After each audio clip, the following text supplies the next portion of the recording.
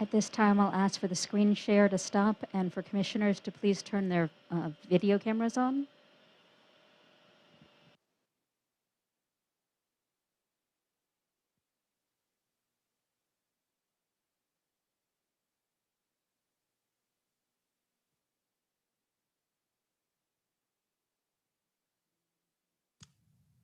Good afternoon. Welcome to the December 14th Durham Planning Commission meeting. We'll be starting in about 2 minutes. At the moment, microphone controls are disabled, but when the case that you registered for in advance is being heard, we'll go down the list of registered attendees and request those who intend to speak at that time. We'll be starting in about 2 minutes. Reminder to all commissioners, please enable your cameras at this time. Thank you very much.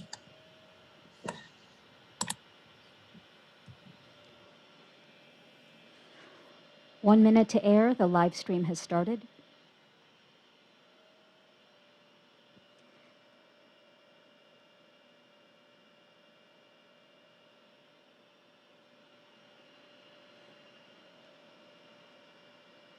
"30 seconds to air. Commissioners, if you could have your cameras on.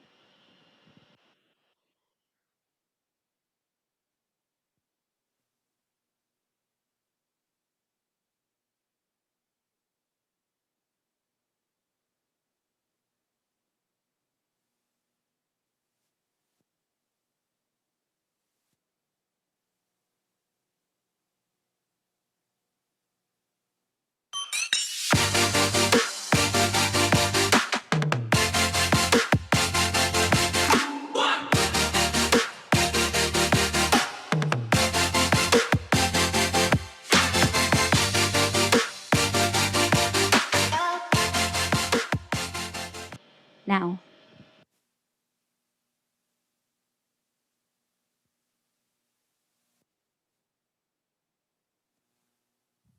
We are live. Good evening. Welcome to the Durham Planning Commission. The members of the Durham Planning Commission have been appointed by the City Council and the County Board of Commissioners as an advisory board to the elected officials.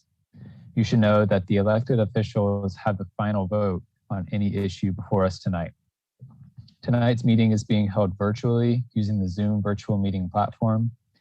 In this virtual meeting platform, public participants do not have any ability to talk or be seen on video by default.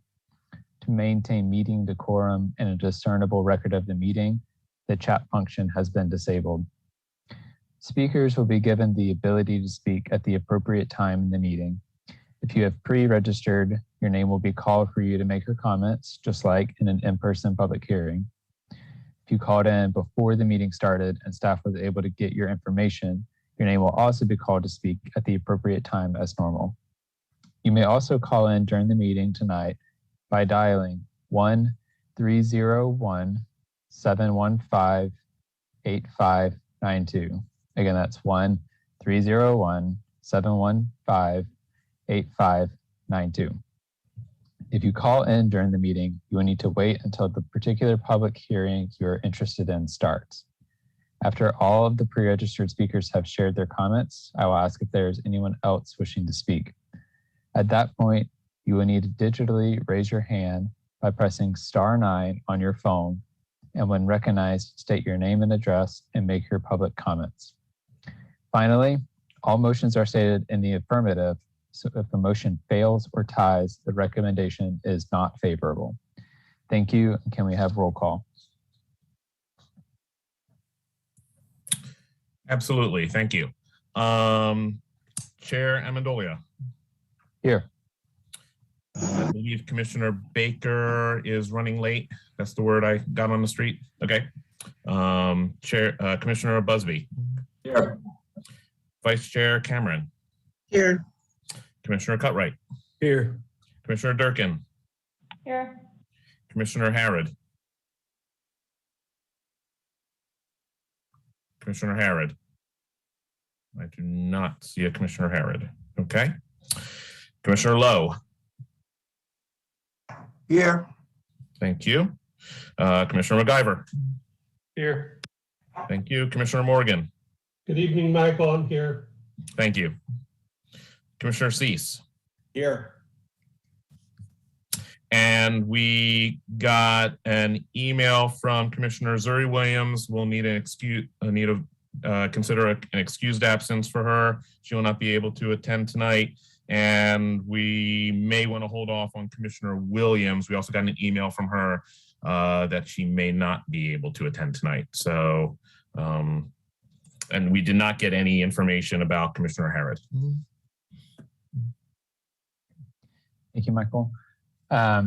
Yeah, at this time, I would accept a motion to excuse Commissioner Zuri Williams from tonight's meeting. I move to excuse Commissioner Zuri Williams from tonight's meeting. Seconded. Moved by Commissioner or Vice Chair Cameron, seconded by, I believe, Commissioner Morgan. Any further discussion? And may we have the roll call vote? Absolutely. Amendolia. Yes. Baker is not here at the moment. Busby. Yes. Cameron. Yes. Cutright. Yes. Durkin. Yes. Harrod is not here. Lowe. Yay. Yay. McIver. Yes. Morgan. Yes. Cease. Yes. It passes unanimously. Thank you. And we will return to Commissioner Carmen Williams later on if she's unable to attend, and same with Commissioner Baker. Absolutely. Thank you. Thank you. Okay, next on our agenda is the approval of the minutes and consistency statement from our October 12th, 2021 meeting. Does staff or Planning Commission have any changes to the minutes? And if not, I would accept a motion at this time. I move to accept the approval of the minutes and consistency statements from the October 12th, 2021 meeting. Second. Okay. Moved by Vice Chair Cameron and seconded by Commissioner Lowe. Any further discussion? And at this time, I'll accept a roll call vote. All right. Amendolia. Yes. And I see Commissioner Baker has joined us. Awesome. Thank you. Commissioner Baker, your vote, please. Yes. Just in time. Commissioner Busby. Yes. Vice Chair Cameron. Yes. Commissioner Cutright. Yes. Commissioner Durkin. Yes. And Commissioner Harrod is not here. Commissioner Lowe. Yes. Commissioner McIver. Yes. Commissioner Morgan. Yes. And Commissioner Cease. Yes. And it passes unanimously. Great. Before we dive into our items for the night, are there any adjustments to the agenda? There are no adjustments from staff that I'm aware of.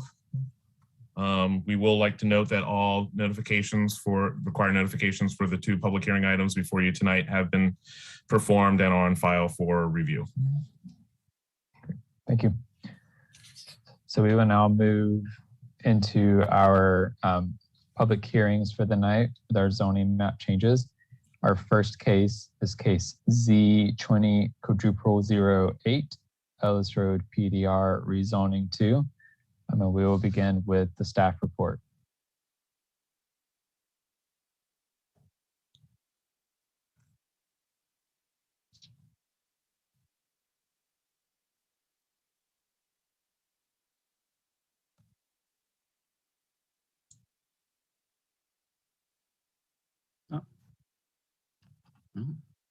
Didn't go into a full screen share. I don't know why it did not do that.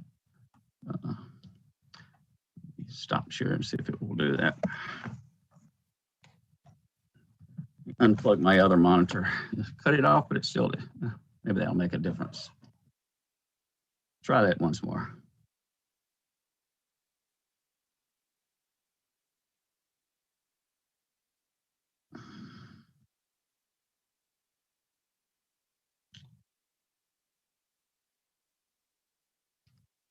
Let's see if it does it when I do a full screen. There we go. Can everyone see that now? Yes. Perfect. Okay. Good evening, Danny Coulter here with the Planning Department. This is a request for a zoning map change Z2000008, Ellis Road, PDR rezoning 2. It was received from Laura Holloman of McAdams Company, representing Eric Rifkin of Ellis Road Commercial LP for one parcel located at 2109 Ellis Road, totaling 29.13 acres. The site is within the city's jurisdiction and in the suburban development tier. The applicant proposes to change the zoning designation of the site from Commercial General with a Development Plan, or CGD, to Planned Development Residential 18.220 or PDR 18.220 for up to 519 apartment units. The future land use map or flume is designated as commercial. If the zoning is approved, staff would recommend a change to the flume to designate the property as medium to high density residential. The context map shows that the site is zoned CGD. The adjacent zonings are PDR for townhouse and single family to the north and northeast, CGD under the current construction to the east, vacant residential suburban RS20 across NC 147 to the west, and to the south across Ellis Road. The map doesn't convey this. Currently, this was recently zoned to CGD for self-storage service facilities, and the Planning Commission actually saw this recently, and it was voted on by the Board of County Commissioners recently for the parcels adjacent to 147, two of those, and along with RS20 and RR zone parcels for single family, and then there's an OID zoning to the south as well. Zone for, and used for medical research development. Just to provide additional context, the Planning Commission at the March 25th, 2021 meeting voted to defer this case back to planning staff for further evaluation due to some found ordinance conflicts. The original request was for revising the entire previously approved Z150007 development plan. And that included the parcels just to the east that are zoned CGD. Since that time, the applicant chose to continue the commercial development, continue developing the commercial development to the east, and only rezoned this western portion of the site under a new development plan for the proposed PDR apartment uses. The aerial map shows the photography shows the site as wooded with a mix of hardwood pine, also a Duke power transmission easement is located running east-west on the northern portion of the site. However, the site has since been graded and is under development, and the street network has been constructed. This was done under infrastructure site plans as approved through the previous development plan. And you can see that the streets are under construction, and they actually have been developed, just not accepted, I think, by the city as of yet. Summary of commitments. There are many commitments on this.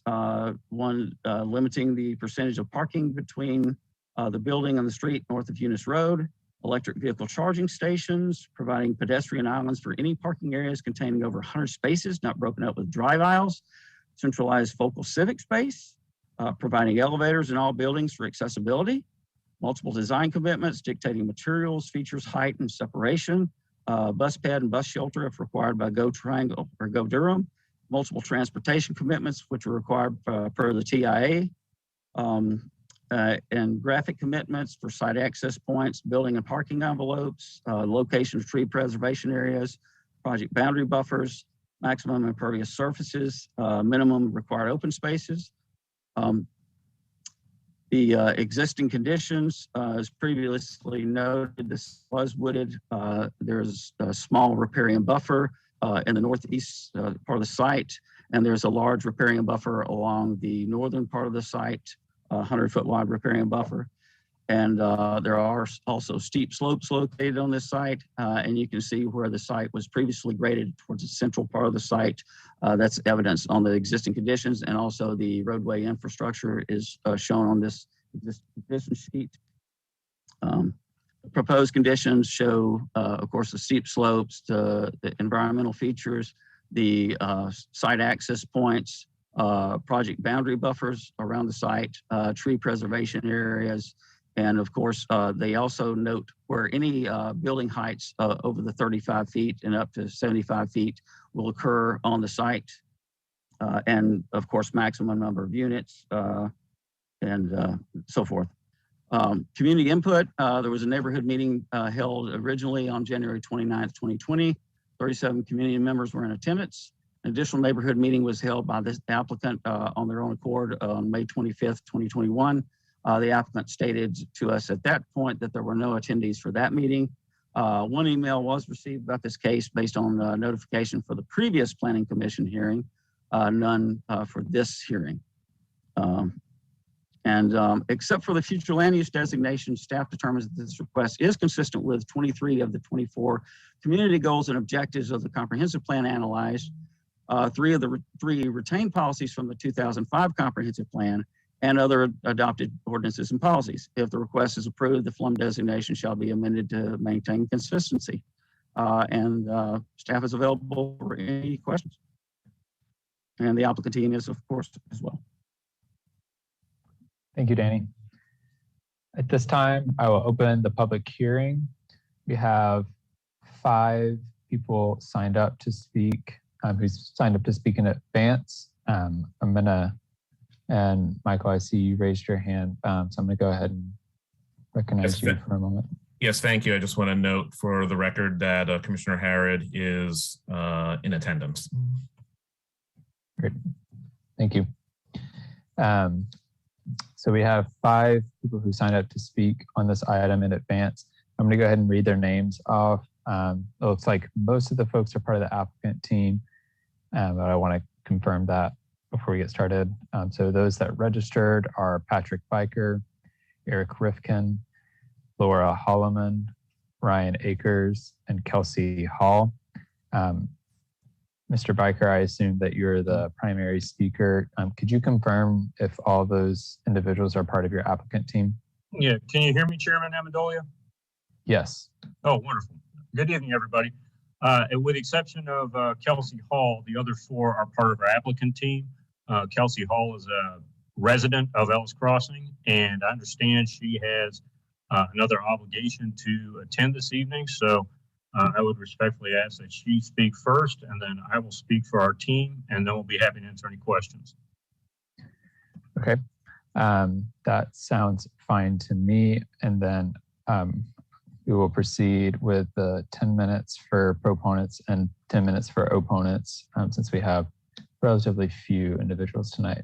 So Kelsey Hall, I'll go ahead and recognize you first, and then we can hand it over to the applicant team.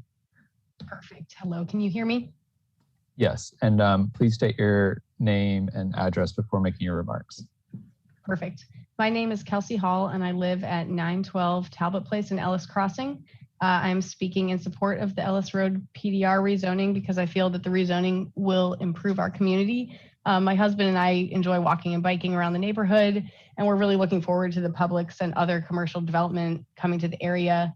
Obviously excited about the commercial development, but we also do have some concerns about additional traffic. So we're glad to see that the proposed PDR zoning projects a decrease in the daily trips from the current zoning. The Ellis Crossing neighborhood has a variety of housing types, including single family, townhomes, and existing apartments along Ellis Road. So we really feel like this is a great location for additional multifamily housing to complement the proposed commercial development. So in conclusion, I am in support of the Ellis Road PDR rezoning, and I would ask that the Planning Commission recommends approval of this zoning map change. Thank you. Thank you. And Mr. Biker, I'll turn it over to you for the applicant presentation. Thank you, Chairman Amendolia. I'm sure this will take less than 10 minutes. Good evening, Mr. Chairman, Vice Chair Cameron, members of the Planning Commission. I'm Patrick Biker with Morningstar Law Group, and I live at 2614 Stewart Drive. I'm here tonight representing Ellis Road WEHLP for this agenda item. Along with me tonight are Laura Holloman of McAdams, our site design and engineering firm, and Eric Rifkin, the Vice President for Ellis Road WEH. This agenda item that's before you this evening represents the last 29-acre phase of a master plan development that consists of commercial, apartments, townhouses, and single-family detached housing within a relatively new 350-acre neighborhood in south central Durham called Ellis Crossing. The apartments along Ellis Road are built and fully leased up. The commercial sites are ready to go with the site plan approved for a Publix and other retail and restaurant space. And the other residential sections are approved and moving forward with construction. The Ellis Crossing neighborhood today is providing quality housing that is for residents who are sometimes referred to as the missing middle. And what really makes Ellis Crossing important for Durham's growth, in addition to the overall neighborhood, is its central location with convenient commutes to downtown, Duke, or RTP. Since 20 people move to Durham every day, as a ballpark estimate, it's imperative to keep our housing supply increasing, especially when it is workforce housing located near our core employment centers, so we are not locating new housing farther away. This agenda item checks all those boxes, and it is a positive development for Durham. Next, it is important to note that this 29-acre zoning map change from CG to PDR represents a downzoning when it comes to traffic. Our traffic engineers have submitted an analysis to the city's fine traffic staff that demonstrates AM peak hour traffic will decrease by 327 trips.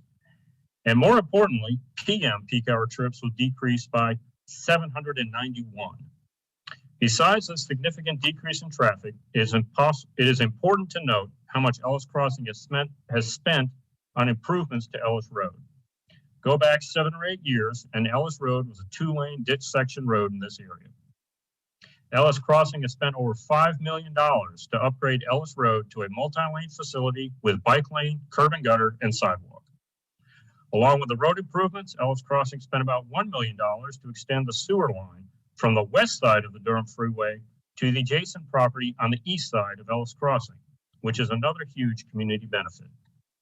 Lastly, it was the traffic signal that Ellis Crossing funded that in turn made the Publix location. As a result, this will be a walkable, bikeable community with a neighborhood shopping center that is anchored by a Publix so that residents can walk or bike to the store for their shopping needs if they choose to do so. Given that there is about 29 acres of remaining commercial in Ellis Crossing, it makes sense to recommend approval of this rezoning before the commission tonight in order to create more multifamily housing in this pedestrian-oriented environment. For all these reasons, we respectfully request your recommendation of approval. Last of all, I want to thank Danny for a fine staff report on this item, and our team will be happy to answer any questions. Thank you. Thank you, Mr. Biker. Those are all of the individuals who signed up to speak ahead of time. At this time, I would invite anyone else who would like to speak on this item to digitally raise their hand, in the meeting. And if you're on the phone, that's by pressing *9.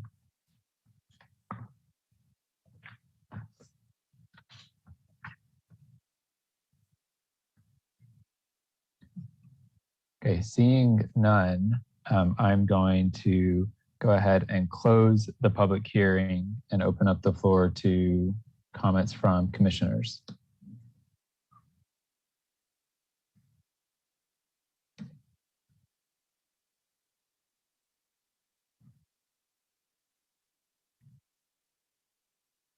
Commissioner Busby. Thank you, Chair Amendolia. I just had a couple questions for Mr. Biker and the applicant team. And in particular, 3 things. One is, obviously affordable housing is an issue we've talked a lot about and our community is grappling with and talking a lot about. So would like to hear your thoughts on that. We often are seeing proffers if there is not a commitment to actual affordable housing, that we're seeing proffers made to our community's affordable housing fund. The second is noting that, well, I'll just stop. Why don't I just stop there? I'll ask one question at a time. So do you have any plans to offer a commitment for affordable housing funds to the community affordable housing fund, Mr. Biker? Can you hear me, Commissioner Busby? I can, thank you. Oh, great, thank you. Good to see you all tonight. At this juncture, we're not able to proffer a dollar figure for that. That goes back to the comment I made that when we had envisioned a approximately 60-acre shopping center, we obviously had the traffic study that assumed that, and that required the $5 million of expenditure on Ellis Road that I referred to. I bring that up because it's interesting. I do projects in Raleigh once in a while, and in Raleigh, the city of Raleigh reimburses developers for their public infrastructure expenses. So Mr. Rifkin would have had $5 million paid back to him over time for that. In Durham, we don't do that. The private developer has to pay for all the infrastructure, and that's it. So if there were a reimbursement program like the city of Raleigh has, we certainly would have better ability to provide more affordable housing. But in Durham, we've made a policy decision for 30, 40 years that private development has to pay for all infrastructure requirements. I do want to add, though, that our projections at this point in time, we believe our entry-level multifamily units at this site that we're considering tonight will be available for less than $1,000. So we think that is providing housing again for the missing middle. Certainly recognize the concern, and this team has, I apologize, Commissioner Busby, as you know, Ellis Crossing's been in the entitlements process for several years now. We certainly have made those contributions to the city's affordable housing fund in the past, and we'll consider it going forward to the city council. But at this point in time, we're not in a position to state a dollar figure. Okay, thank you. And I'm glad your last statement, I think, is critical from my perspective. That's something you will continue to actively consider as this goes to city council. I'm sure. Oh, of course. Yeah, I'm sure they will be asking as well. The second is kind of following along the same lines. This change is projected to lead to 100 additional students in the Durham public school system. And do you have plans as well? It's pretty standard that we see a set amount per student that's dedicated to the DPS system to help with the increase. Is that something that you are planning to consider offering at the city council as well? Yeah, we'll certainly consider it. I'm glad I noticed that in the staff report too. I agree with you, Commissioner Busby. It's a significant increase. And as you know, my son attended Durham Public Schools, so I'm very sensitive to that issue. Great. And mostly I think it's a positive thing. We're going to create housing for 100 additional DPS students. It'd be wonderful to offer that. But I think that's a really important thing. I hope you will do that as well. And finally, and this one I know is more often proffered here at the Planning Commission, is I'm glad to see that this will lead to a reduction in traffic compared to the current zoning. I think that the traffic enhancements that you're providing are positive, as were noted by the neighbor who supports this, who spoke during the public hearing process. I am hoping you will consider, though, increased standards on stormwater. I know you've done that in some other cases where you've been willing to go beyond the minimum requirements and look at 100-year stormwater capacity or beyond. So I wanted to just ask you about your thoughts on stormwater and other environmental protections that you might be able to offer this evening.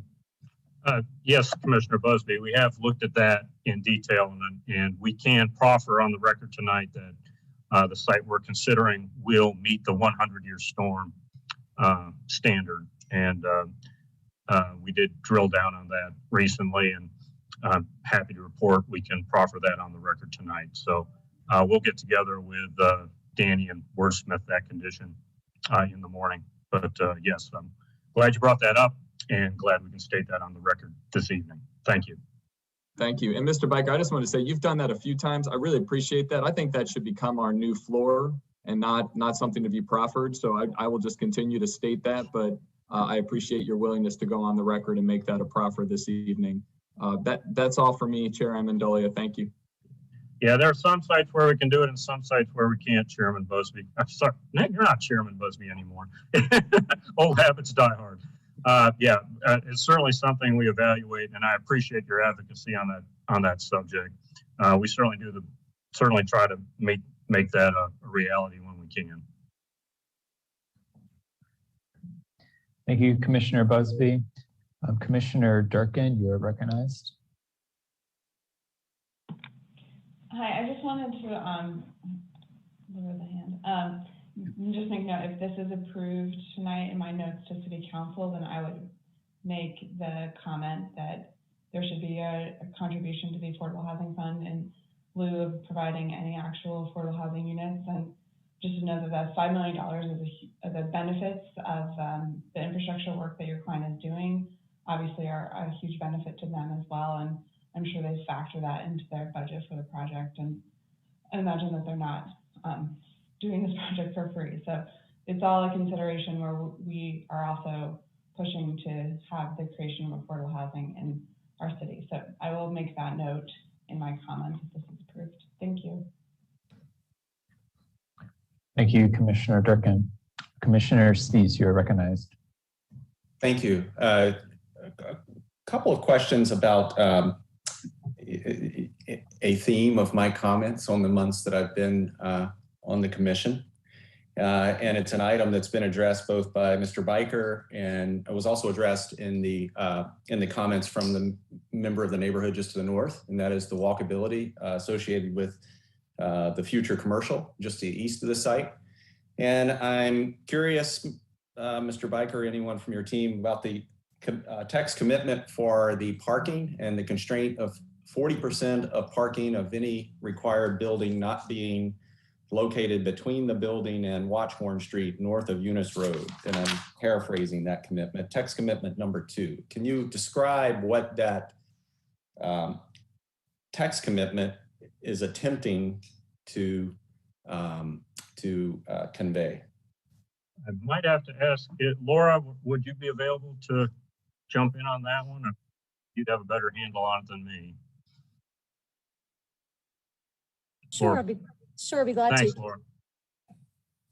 Good evening, Laura Holloman with McAdams, Senior Planner, 2905 Meridian Parkway, Durham, 27713. Thank you, Councilman Cease, Planning Commission member, for your question. That was an attempt to really have the character of the community explained. A lot of times in apartment communities, you see a large emphasis on parking as it relates to the front facade. So our attempt was to really have not a large expanse of parking along the streetscape.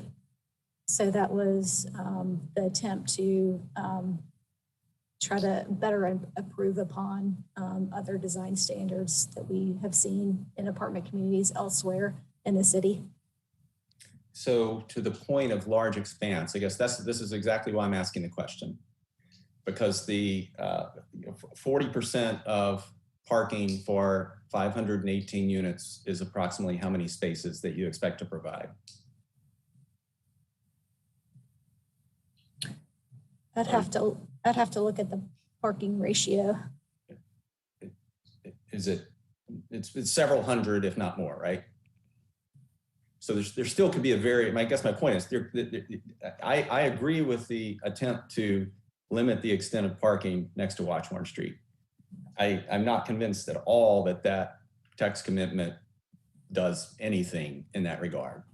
I think the text commitment would be successful in limiting the extent of parking along Watchhorn Street if it was 0%. And I would ask if your team could commit to that north of Eunice Street. I don't think that's unreasonable when you've got a site with 70% impervious and a freeway bounding the western side, which would seem to be the place that you'd want to have parking anyway. And if there is really a consistency in terms of wanting to provide the maximum desirability and safety and experience of walkability, both for the residents of this development and for the residents of the development existing just to the north, and a safe connection to the commercial to the east across Watchhorn Street, then I think without question, the way to do that is to place the buildings closer to Watchhorn Street. And I'm just curious as to why, I'm curious as to the origins of that commitment and if there's a better way that the team would be willing to do that.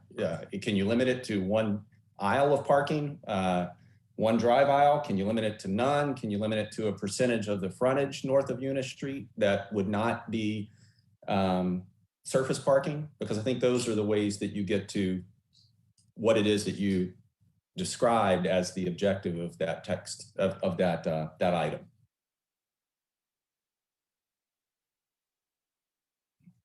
Sure, I'll follow up to your comments. You know, due to, you know, there's some existing constraints on this property. You know, as Danny mentioned, as Mr. Coulter mentioned during his presentation, you know, this site has already been graded and cleared, so the tree preservation areas are set. So, you know, and we've got a large, expansive power line easement there to the north. So we've really got a well-defined development area at this point, as well as the public streets already being installed, as was already mentioned by staff as well. So there's really not a lot of opportunity to locate the buildings closer to Watchorn, unfortunately. So I certainly understand your point that, you know, that you feel like that we missed the mark on this, but we are just trying to be more restrictive than what the current UDO allows, which is, you know, has nothing with regards to streetscape treatment. Okay, well, I appreciate the response. I'll say that, to be clear, I wasn't requesting any change whatsoever to the building footprint, or wasn't suggesting any change whatsoever to the 15-foot street yard along Watchorn Street, or any change to the internal tree preservation areas. I recognize that there's topography. I did a site plan on this whole area 20 years ago, just at a very conceptual master planning level. It's a site that I have some familiarity with. All I was suggesting is that if the applicant comes to council or comes to the commission, and the community members come to the commission expressing an interest in walkability in a place where it's perfectly appropriate, and I think the city should not just aspire to have it, we should be implementing ways to ensure that it's provided. And one of the ways to do that is to address this condition that you stated in your verbal comments, not what's stated in the text commitment, and that is the relationship between the buildings and Watchorn Street. And so I think that is a very easy lift to massage that significantly from the way the text commitment item is listed at present.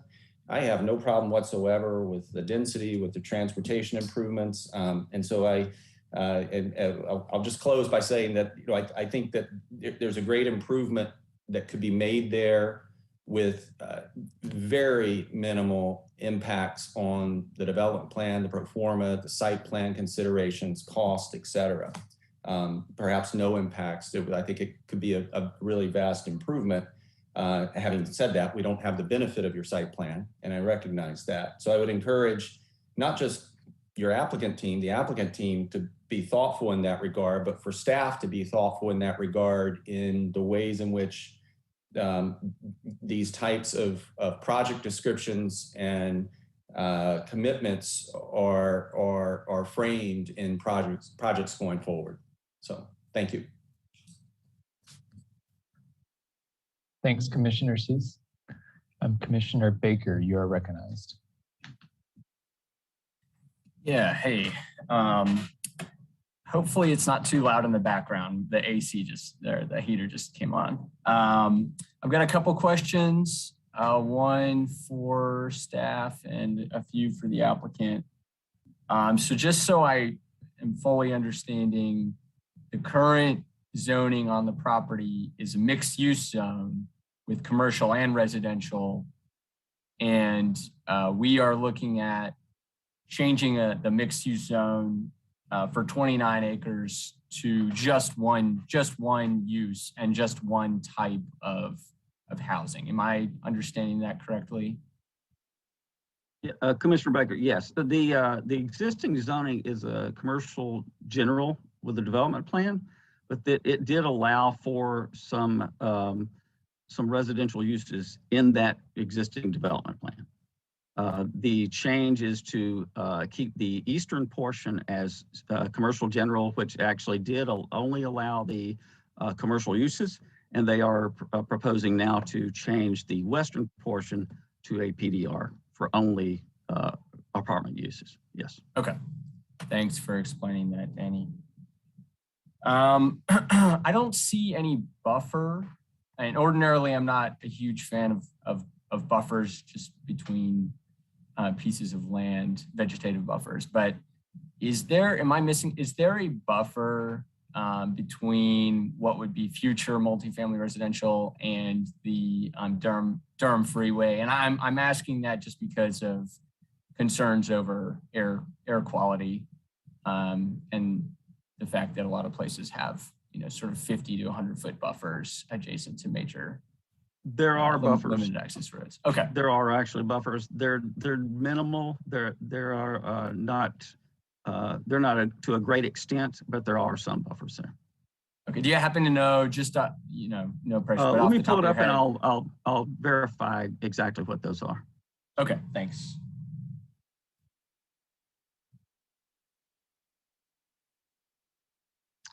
The buffers adjacent to 147, it is a 20-foot 40% opacity buffer. Okay. Okay. And they are putting tree preservation in there as well in those areas. So if they do any preserved tree preservation areas, well, actually, if they do tree replacement, it has to be a minimum of 25 feet. And some of those areas, since it's been cleared, they may have to do replacement, and those would have to be 25 feet wide.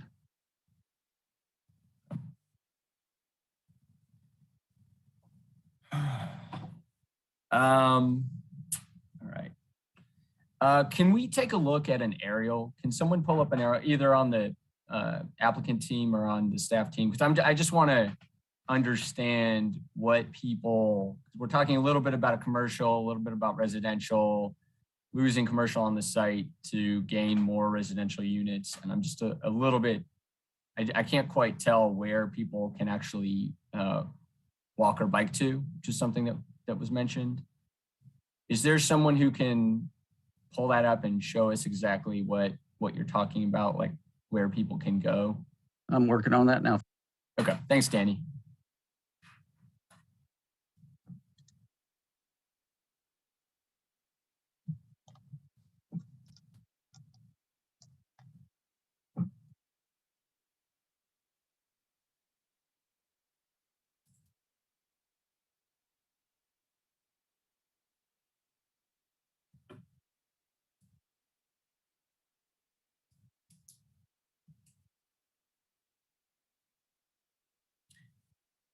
Okay, great. So there was a mention about Publix that people can walk to.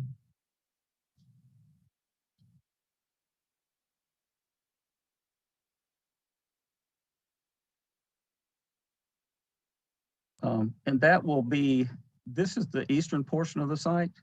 The Publix should, I think, be in the rear portion. I think that's correct. And the owner or applicant could actually address that better, but should be somewhere, I think, in this portion. Okay. Or Yeah, on the larger. Publix will be behind where Eunice and Feeney Streets intersect. Okay.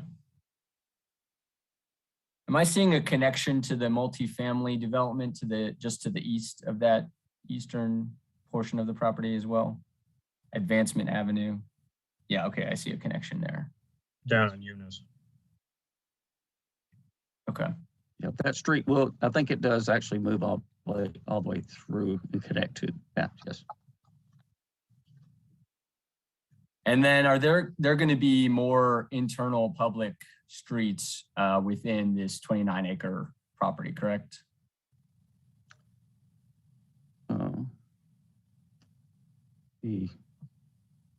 stop that share and I'll reshare the development plan for you.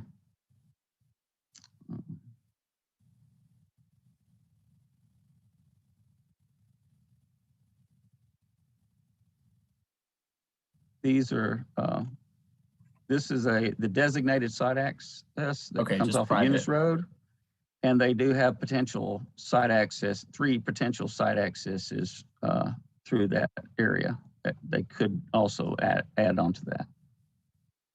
And it's all private? These are private drives because apartments do not have to have streets. So they can have private accesses into this site. Okay, and they're really just, we're probably seeing some kind of suburban-y, sprawly type of apartments, right? With big parking lots.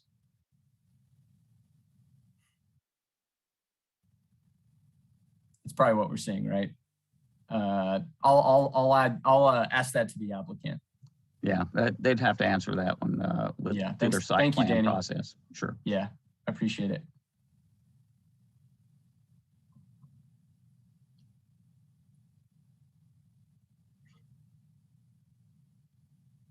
So to the applicant, it's just, we're gonna probably see a fully auto-oriented kind of orientation of buildings and parking. Well, Commissioner Baker, they're going to be surface parked. However, they are, as was relayed in the staff report, these are elevator served apartment buildings, not walk-ups. So it is more of an urban design. However, this is not a site that is conducive to structured parking. So I think that's the balance that we're striking with this particular location is elevators served as opposed to walk-ups, garden style. But again, it's going to be a surface parked development since structured parking is remarkably expensive. And then lastly, I saw that there are going to be the electric car charging stations. We've seen a few applicants recently proffer green building elements, on-site renewable type stuff. I don't think I saw that in this application. Did I miss anything? If I have the terminology right, and I confess I passed that lead AP exam so many years ago that I'm not as sharp as I used to be. We can commit to 75% of lighting being LED lighting within this development. Is that the correct wording, Mr. Rifkin?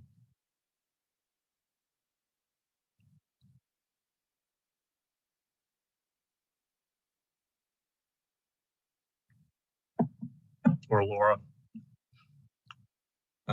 Good evening. This is Eric Rifkin, Assistant Vice President of the Halley Companies at 56 Hunter Street in Apex, North Carolina. Thank you, commissioners, for your time. Patrick's correct. We can commit to 75% LED lighting, and in addition, we can commit to utilizing drip irrigation with a moisture sensor.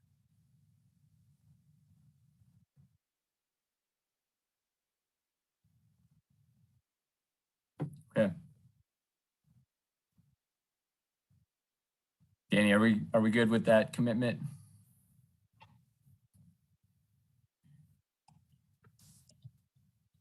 Sorry, had to unmute myself. I'm trying to write those down as we go. All right, thanks, Danny. And what was it? I want to get the full context of that last commitment for the drip irrigation. Yes, sir. Drip irrigation with a moisture sensor. The moisture sensor is used so that drip irrigation and the irrigation system in general knows when a rain event has occurred and to not turn on that day. Got it. I used to design irrigation a lot, so I'm fully aware of that one. So.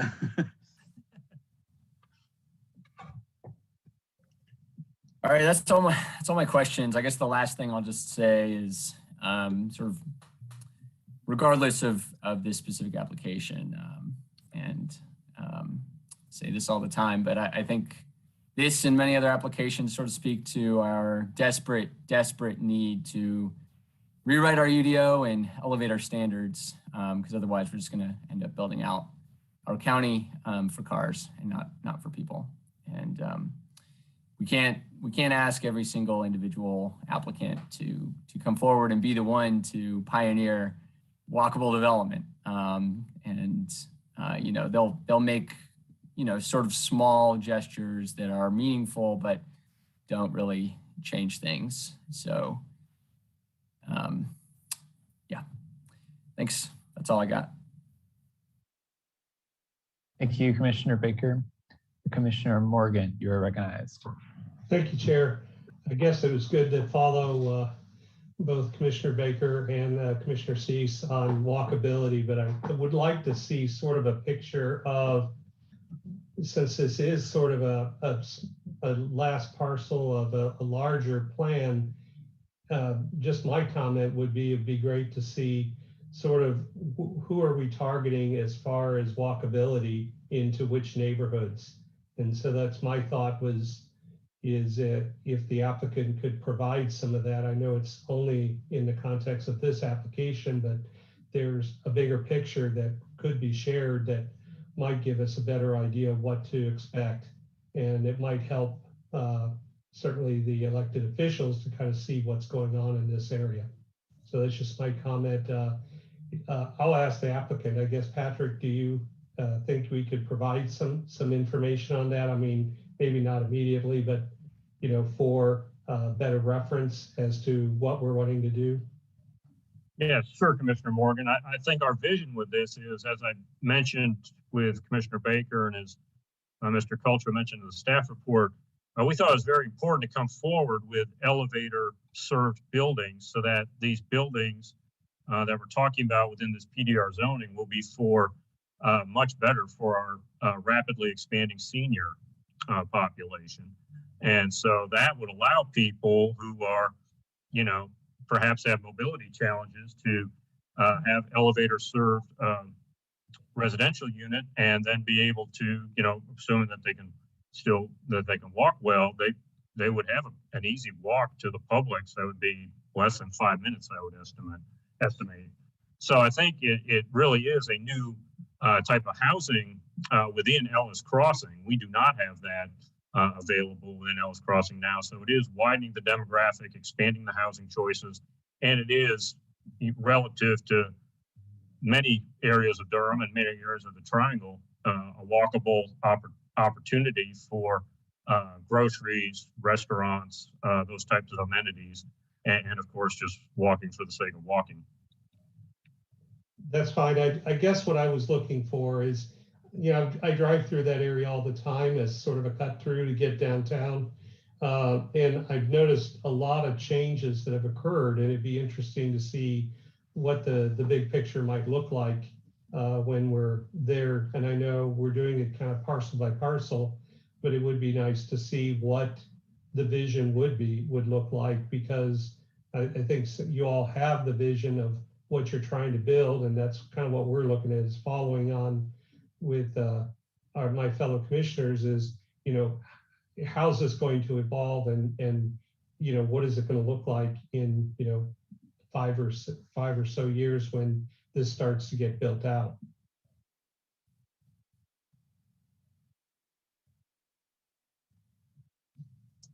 We'll certainly keep that in mind, and hopefully we'll have this built in less than 5 years. That's our hope. I understand. I'm just giving it a time period. Okay. Yeah. Thank you. Very good. That's my comments, Chair. Thank you, Commissioner Morgan. Before returning to Commissioner Cease, I'm going to give others that haven't spoken yet a chance to say their comments and ask questions. So I'm going to move to Commissioner Lowe. Thank you, Chair. The term elevator assessment building, what does that mean? What does that entail as it relates to stairs or steps? I'm not sure how to visualize that. Can you explain that, expound on that a little more? Sure, Commissioner Lowe. Many apartment buildings have stairways that are like where my son lives.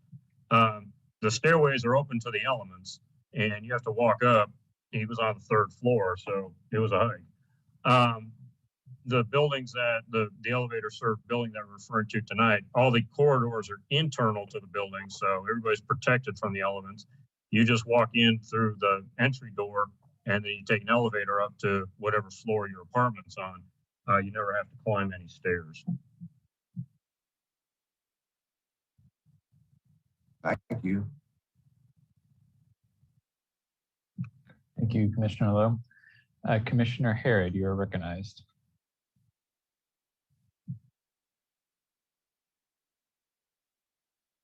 Commissioner Harrod, I believe you're on mute.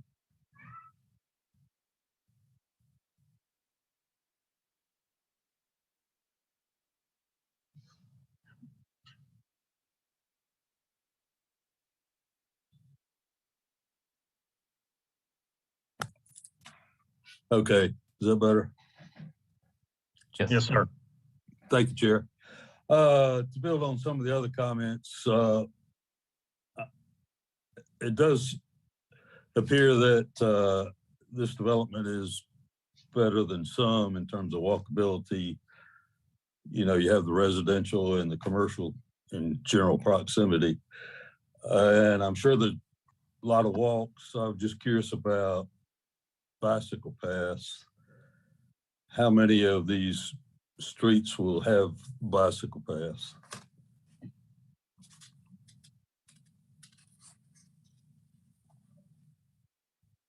Laura, are there any Laura, are there any streets that don't have bicycle facilities? I'm trying to think if there are any that do not.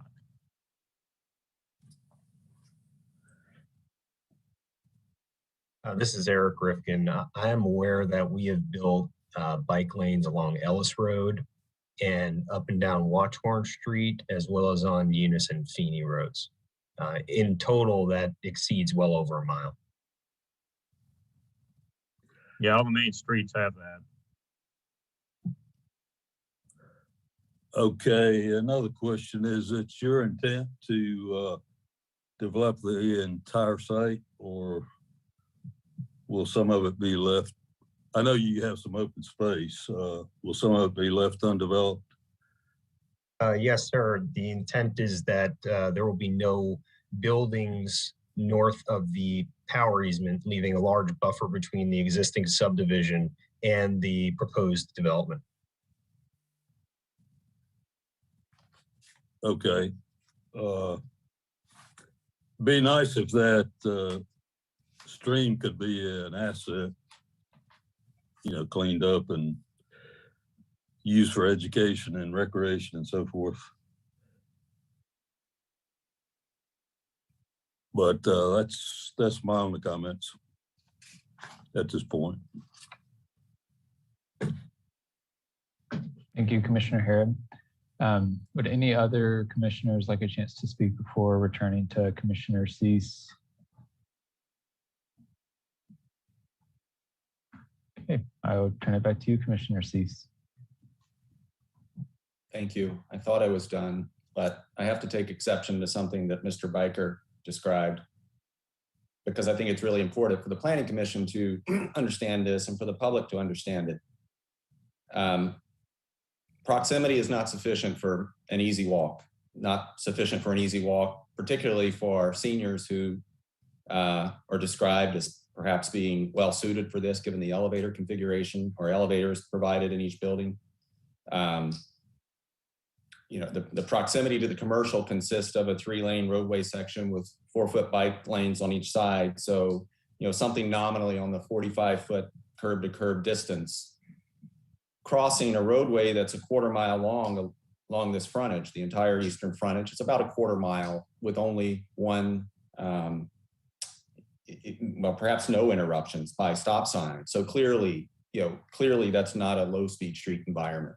This is not a place that's easy walkability unless the designers, the project team, city staff, the engineers, and others take action to make it so.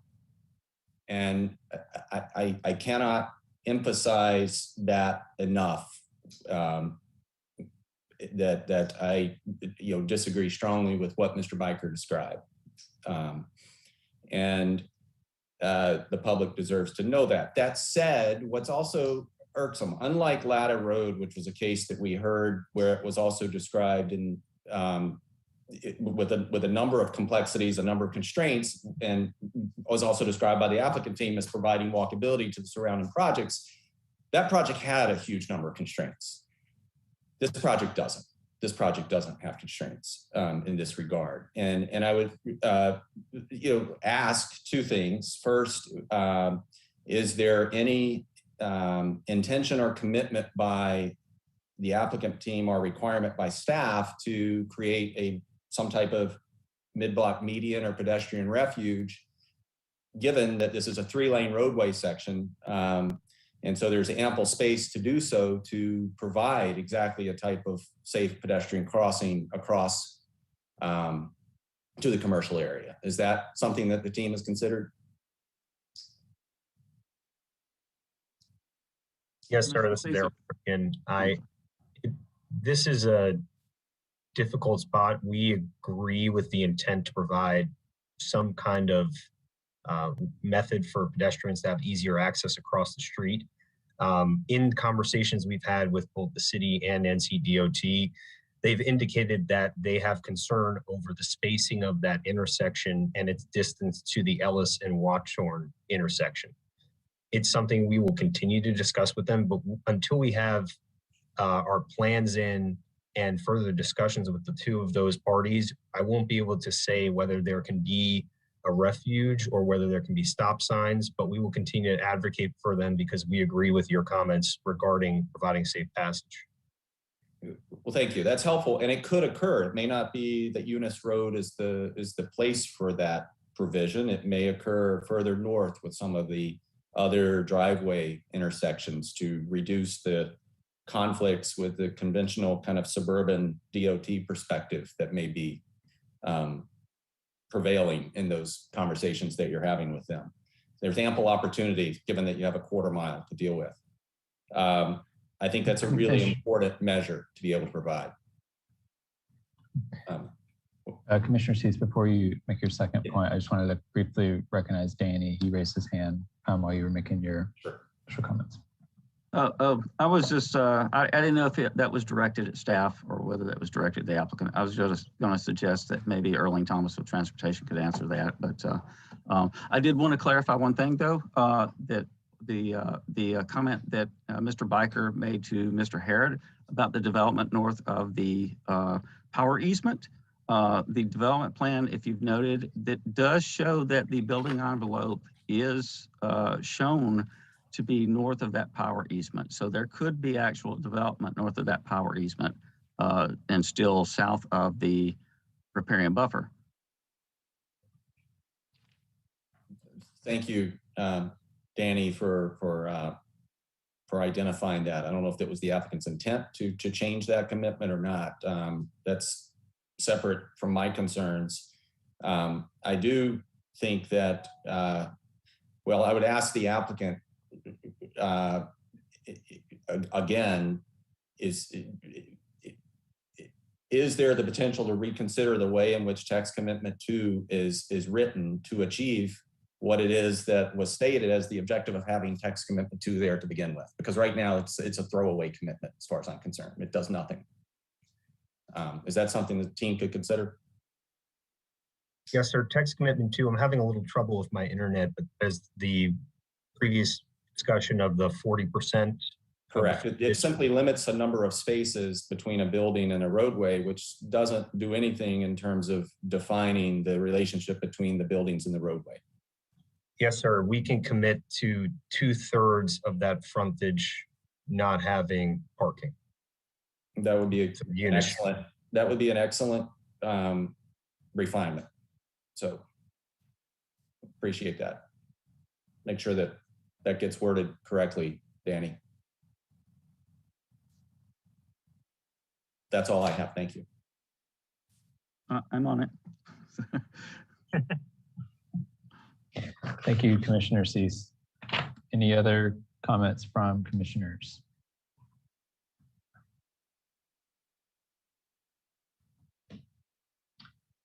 Okay, if I want to take a moment to make a couple of comments myself. Well, actually, first I have a question. And Danny, I know you're probably writing down text commitment updates right now, but I would like to address this first question to you. In your assessment, do you feel that we are losing commercial space opportunity by rezoning this parcel to be a single use of residential?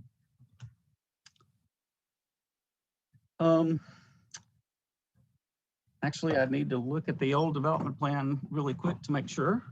But from my, and I hate to go by memory, but give me a moment. I can pull the old development plan to see, but from what I do remember, I think that area was dedicated for residential use through that development plan, but I want to confirm that just to make sure. Okay. So if you give me a moment, I'll pull the old development plan just to see. Sure.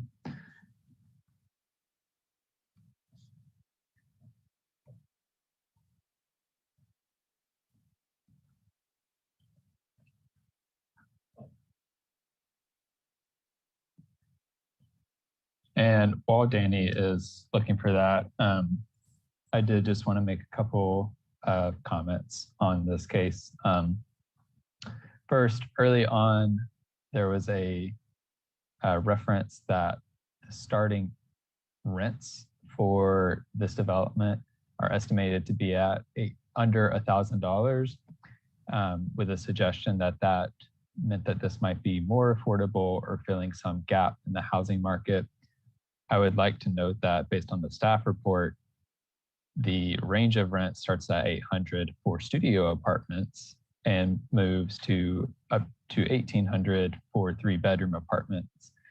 So I want to just shade some color on that to say that an $800 studio apartment that might house 2 people, that might house a single person, and depending on that household income, maybe is maybe not inherently affordable or filling a gap. I think they're good units to have, but I want to provide a little layer of nuance to that having some starting rents in an apartment complex under $1,000 does not necessarily translate to affordability if they are for different sized households.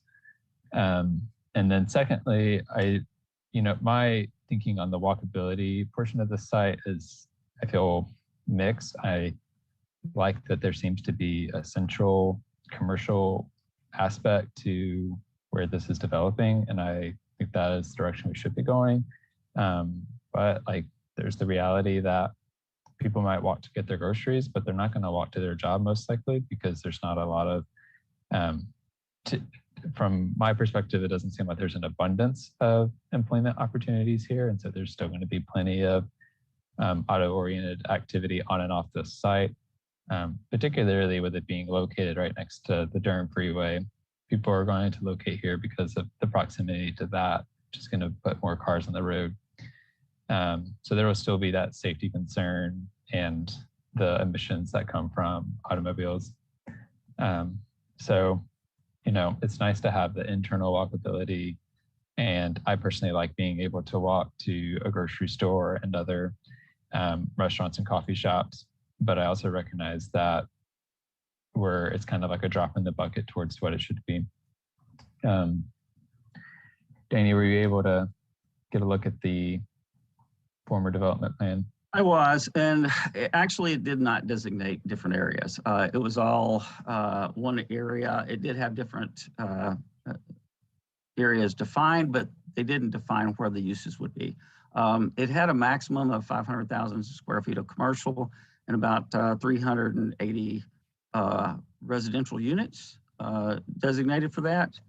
Or 381 units, and those were maximum. So there were no minimum defined amounts of commercial floor area or minimum defined units. So I guess it would make, the difference would be, how much floor area the applicant is going to max out in the remaining CGD portion, you know, on how much would actually be lost by putting in the number of units that they're proposing now. Thank you. That's helpful. Do you know if there has been a site plan submitted for that eastern portion where the commercial development is taking place? I think, well, there has been, I believe, for a portion of it. There hasn't been for the southern portion of the development. So there's some out parcels that are still there. And I don't know how, you know, there's always some residual still remaining that they could develop. But I don't know offhand how much square footage they've already committed to in any site plan.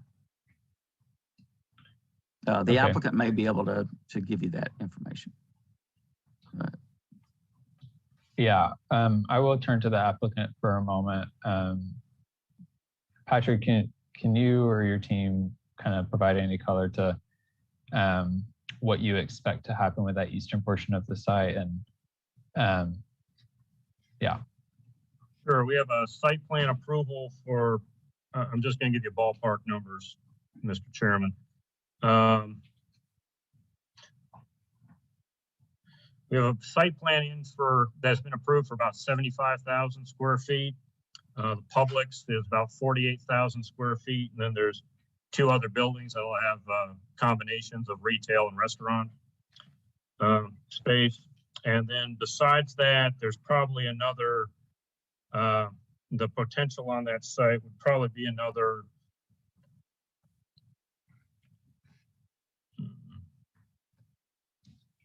another 100,000 square feet, give or take a little.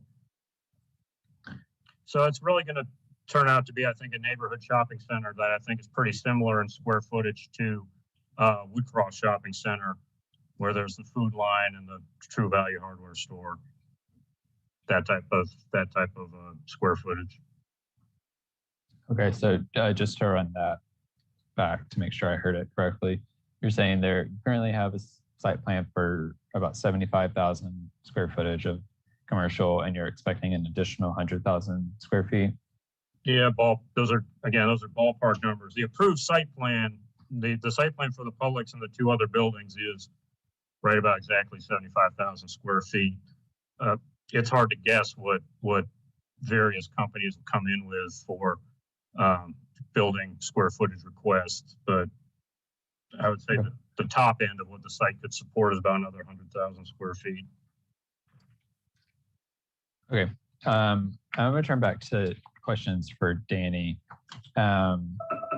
So we have the prior development plan included the eastern portion of the site. Okay.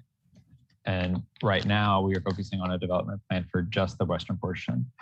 So my question is, on the eastern portion, there was an option of up to the 300 or so residential units or up to 500,000 commercial square feet. If we approve this, what is the allowed use on that eastern portion? Does it remain that? It's still commercial development.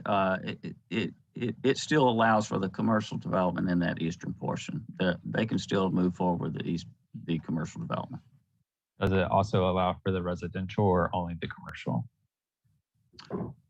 I believe I need to look and see if there was anything that prevented them from doing that.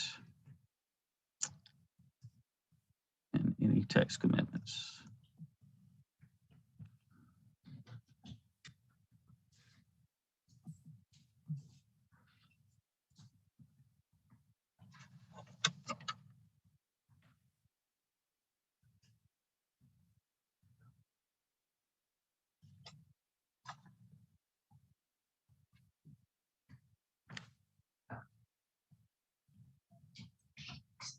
I think that it would just be upper story residential. Oh, the units would have to be upper story. But there is text commitments that all the units would have to be upper story residential. So if they just build commercial in there, they could only build upper story above those. Got it. They couldn't just start building Exactly. residential. It would have to. They would Exactly. have It's to all have a has to be, commercial it base. would all have to been, yeah, upper story residential. Okay, that's helpful. Yeah. Okay, I think those are all my questions. If anyone else would like to speak, please go ahead and raise your hand at this time. I think, yeah, it's an imperfect case to me. It's an imperfect location because of the direction we've already set the site on. It seems to me it's ostensibly we're getting more density here, which I am for that, and am happy to see concentrated residential next to commercial. It's probably inevitably going to be auto-oriented, which I don't love. So personally, I am leaning towards a yes. It's not like a thriving, very excited about it, yes, but it's like a, yeah, I would say yes and have a lot to say in my written comments. But I'm happy to hear others' final thoughts or to accept a motion at this time. And I think, sorry, before accepting a motion, I just want to confirm with Danny, we heard 4 different proffers that I wrote Thank you down. for that. I'm glad I was getting ready to raise my hand. I wanted to confirm all of those different commitments as well. The first one I heard was that we were going to get a proffer for all of the SCMs to contain the 100-year storm event, be designed to contain 100-year storm event. And then I heard that we would get a commitment for the lighting to be or 75% of all the lighting to be LED lighting. And then for the site to have a drip irrigation system, or I guess an automated drip irrigation system with more moisture sensors. And then the commitment number 2 to be reworded so that 2/3 of the parking would be eliminated along Watchhorn Street. Is that correct? Michael, I see you've raised your hand. Thank you, Danny. Could we also get clarity? We had conflicting statements about the building envelope to the north of the power easement. Could we get clarity from the applicant about what their true intent is and if they need to, excuse me, as this moves forward, revise their plan to either remove that building envelope or adjust it in some way? Thank you. Yes.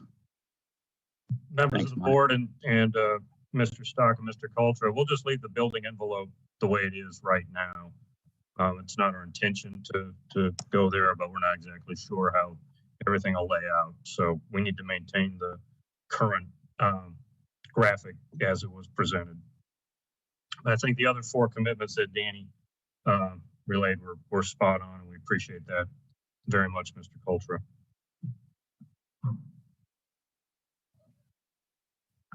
Okay. Michael, did you have any follow-up on that? I'm sorry, no, that clarifies it. I think that clarifies it for everybody. Thank you. Okay. Thank you. Okay, Commissioner Cease, you are recognized. Yeah, it clarifies it for everyone but me. Just if the applicant or staff could restate what was described, because I think what Danny described is not what Mr. Rifkin stated. And Mr. Rifkin, you're welcome to take a crack at it, or Patrick, whomever. Yes, I'm sorry. Danny, would it be possible that you could pull up the condition? I'm sorry, I'm having technical difficulties on my computer so that I could look at it with Commissioner Cease and make sure we're all on the same page. Pull up the text commitment on the development plan. Yes, sir. Sure. Yeah, and Mr. Rifkin, what I heard, and feel free to modify this as you think it is appropriate, but what I heard you say would be acceptable would be no more than 2/3 of the frontage of Watchhorn Street, whether it is north of Eunice Road or not. I'm sorry, 2/3 of the frontage you said would not have parking located in between the buildings and the street. That's what I heard. I don't know if that's what you intended.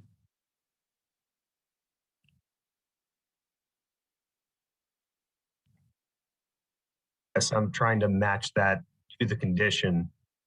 But the way you've stated it, or saying north of Eunice Street, either one's fine. I prefer the way you've said it.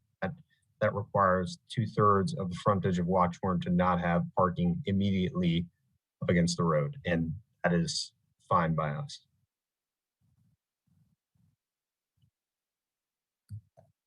I'm sorry to belabor the point, but it's an important one. Immediately against the road is different than between the building and the roadway. Correct. Yes, sir. We can commit to that. So 2/3 of the frontage of Watchhorn Street, north of Eunice Road, will not have surface parking located in between the buildings and the roadway. Yes. Perfect. Thank you for your patience. And Danny, you got that?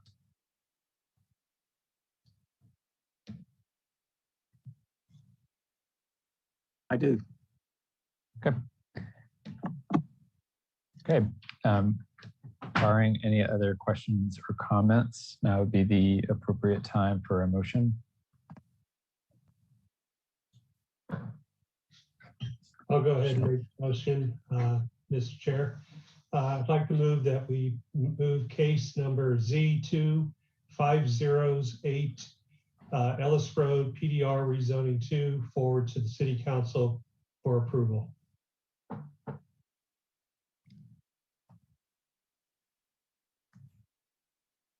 Second. Moved by Commissioner Morgan, seconded by Commissioner Busby. Is there any further discussion before we have the vote? And let's now have the roll call vote. Thank you. Amendolia. Yes. Baker. No. Busby. Yes. Cameron. Yes. Cutright. Yes. Birkin. Yes. Harrod. Yes. Lowe. Yes. McIver. Yes. Morgan. Yes. And Cease. Yes. It passes 10-1. Thank you. And thank you to the applicant team. Thank you for your time. Good night. And Danny, yep, thank you. Okay. Commissioner Durkin? Sorry, did we have to do a phlegm amendment also for this one? No. Yeah. Nope. Okay, sorry.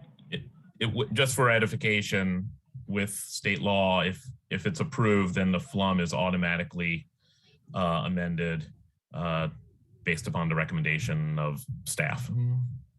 Okay. Yeah. We've had to do them separately before, so I just wanted to. Long time ago, but all cases that you've been hearing now, sorry. All cases that you hear now will indicate what our recommendation is, and it'll be part of any adopting ordinance also by council or board of commissioners. Thank you. Thanks It's a good question. It's a good question. Thanks, Commissioner Durkin, and thanks, Michael, for that clarification. We will go ahead and move to our next item, which is case Z2000045 U-Tower. And we'll begin with the staff report. If I may, I'd like to introduce Leah Larkin. She's planner within the land use section her first presentation. So we're all very excited for her and she's very excited. So just wanted to mention that for her and introduce her. Great. Thank you and welcome, Leah. Thank you, Chair Amendolia. As Mike said, my name is Leah Larkins. I'm with the Planning Department. And since this is my first time presenting at Planning Commission, can everyone see my screen? Yes. Wonderful. Okay.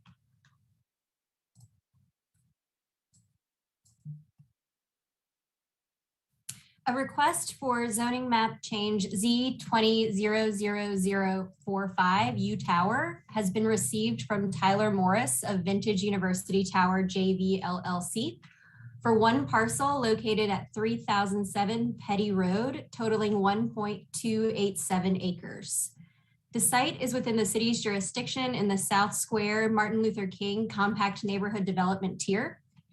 The applicant proposes to change the zoning designation of the site from office and institutional with a development plan, OID, to office and institutional, OI. No development plan is proposed, therefore all of the uses and associate use limitations in Article 5 use regulations shall apply to the zoning district proposed.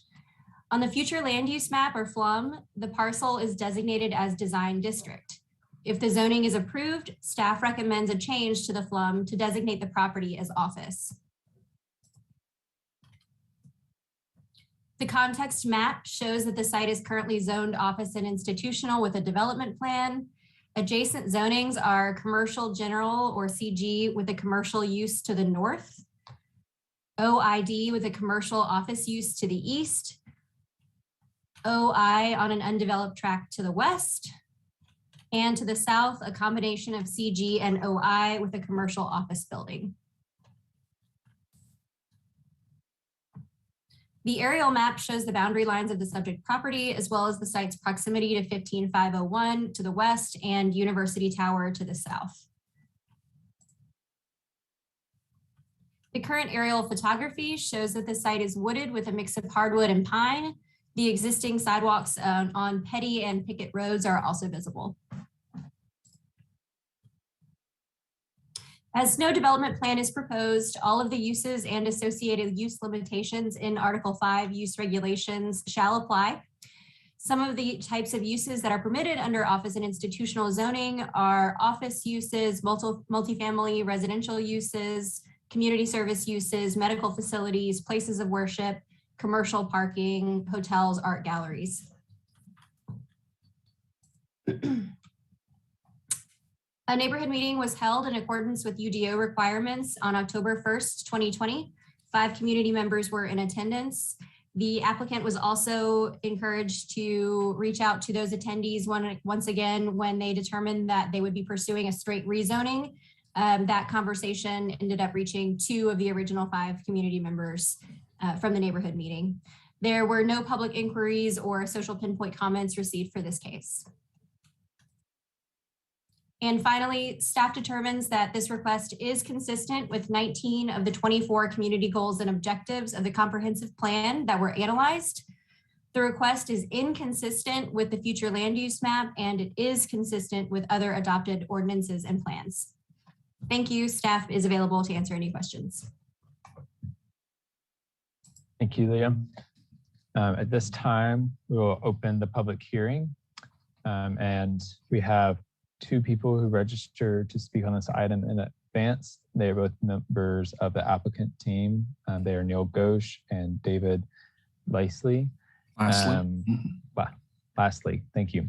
And I will hand it over to the applicant team. You have 10 minutes to give your presentation. Thank you, and good evening, Chair Amendolia, Vice Chair Cameron, and members of the Planning Commission. I am Neil Ghosh with the Morningstar Law Group at 112 West Main Street in Durham. I'm representing the applicant for this project, along with David Lasley, who is on the line as well. Let me start first by saying thank you to Ms. Larkins and to congratulate her for her debut presentation, if I heard correctly. I think everyone will agree it was done with grace and aplomb, so kudos to you. This project does have somewhat of a storied background. I'm pretty sure before Ms. Larkin started. Initially, my client was interested in the site because of feedback we received that the site, or that the project could be developed on this site by right.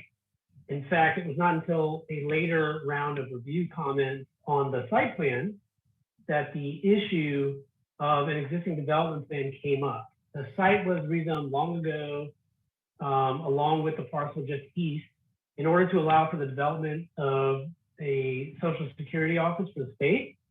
I'm not sure how long that office was there, but I believe the site now is a Duke Primary Care Center.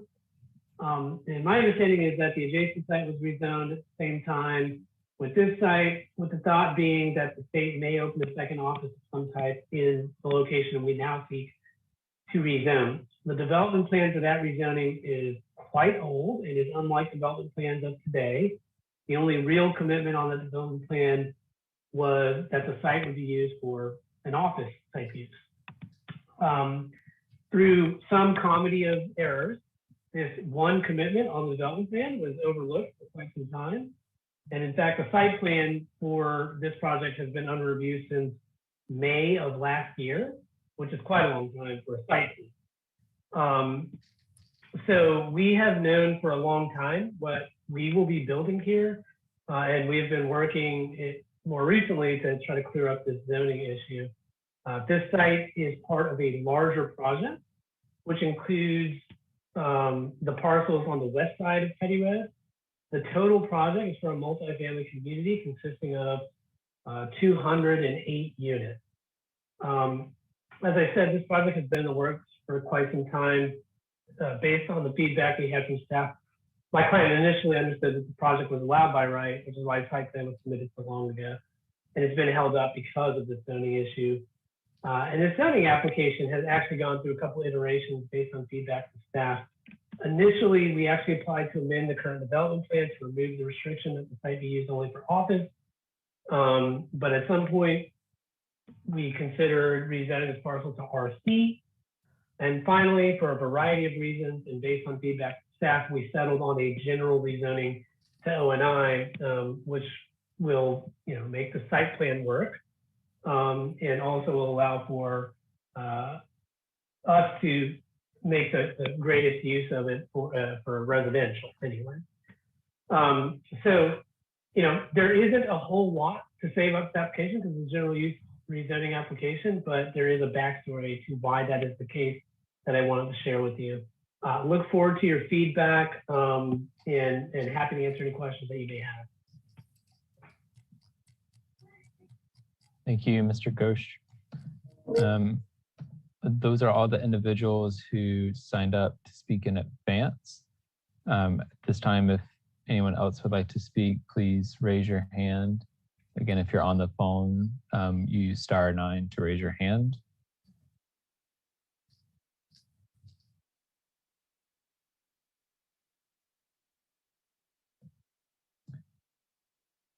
Okay. Seeing none, I will now close the public hearing and open the floor to commissioner comments. Commissioner Baker. I'm looking at the future land use map, and this is in the design district, which is I think a good future land use category. And if the rezoning is approved, there will be this little dot of not design of a different future land use.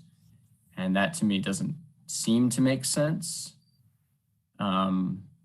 Seems like if we have planned something here to be design oriented, to be more pedestrian oriented, walkable, and transit oriented, and this is definitely an area of the city that can use, that has access to transit, that we kind of want to stick with that. So that's my initial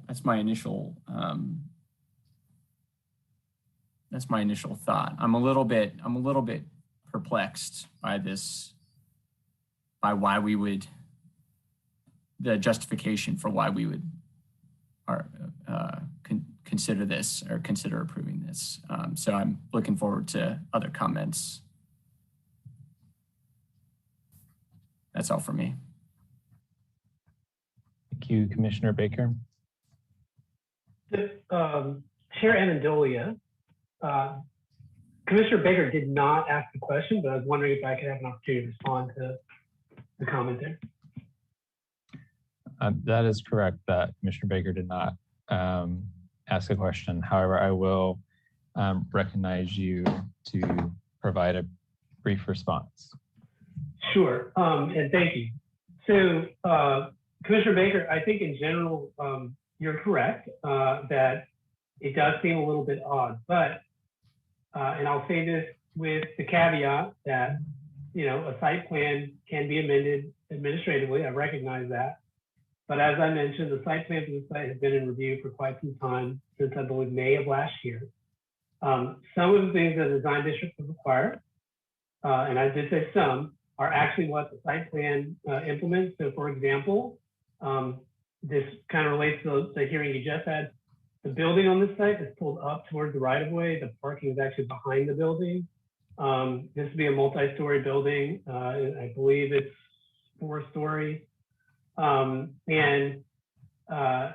know, this site, the whole project is going to include, you know, more sidewalks being added to this area. This area does have an interesting mix of uses as is.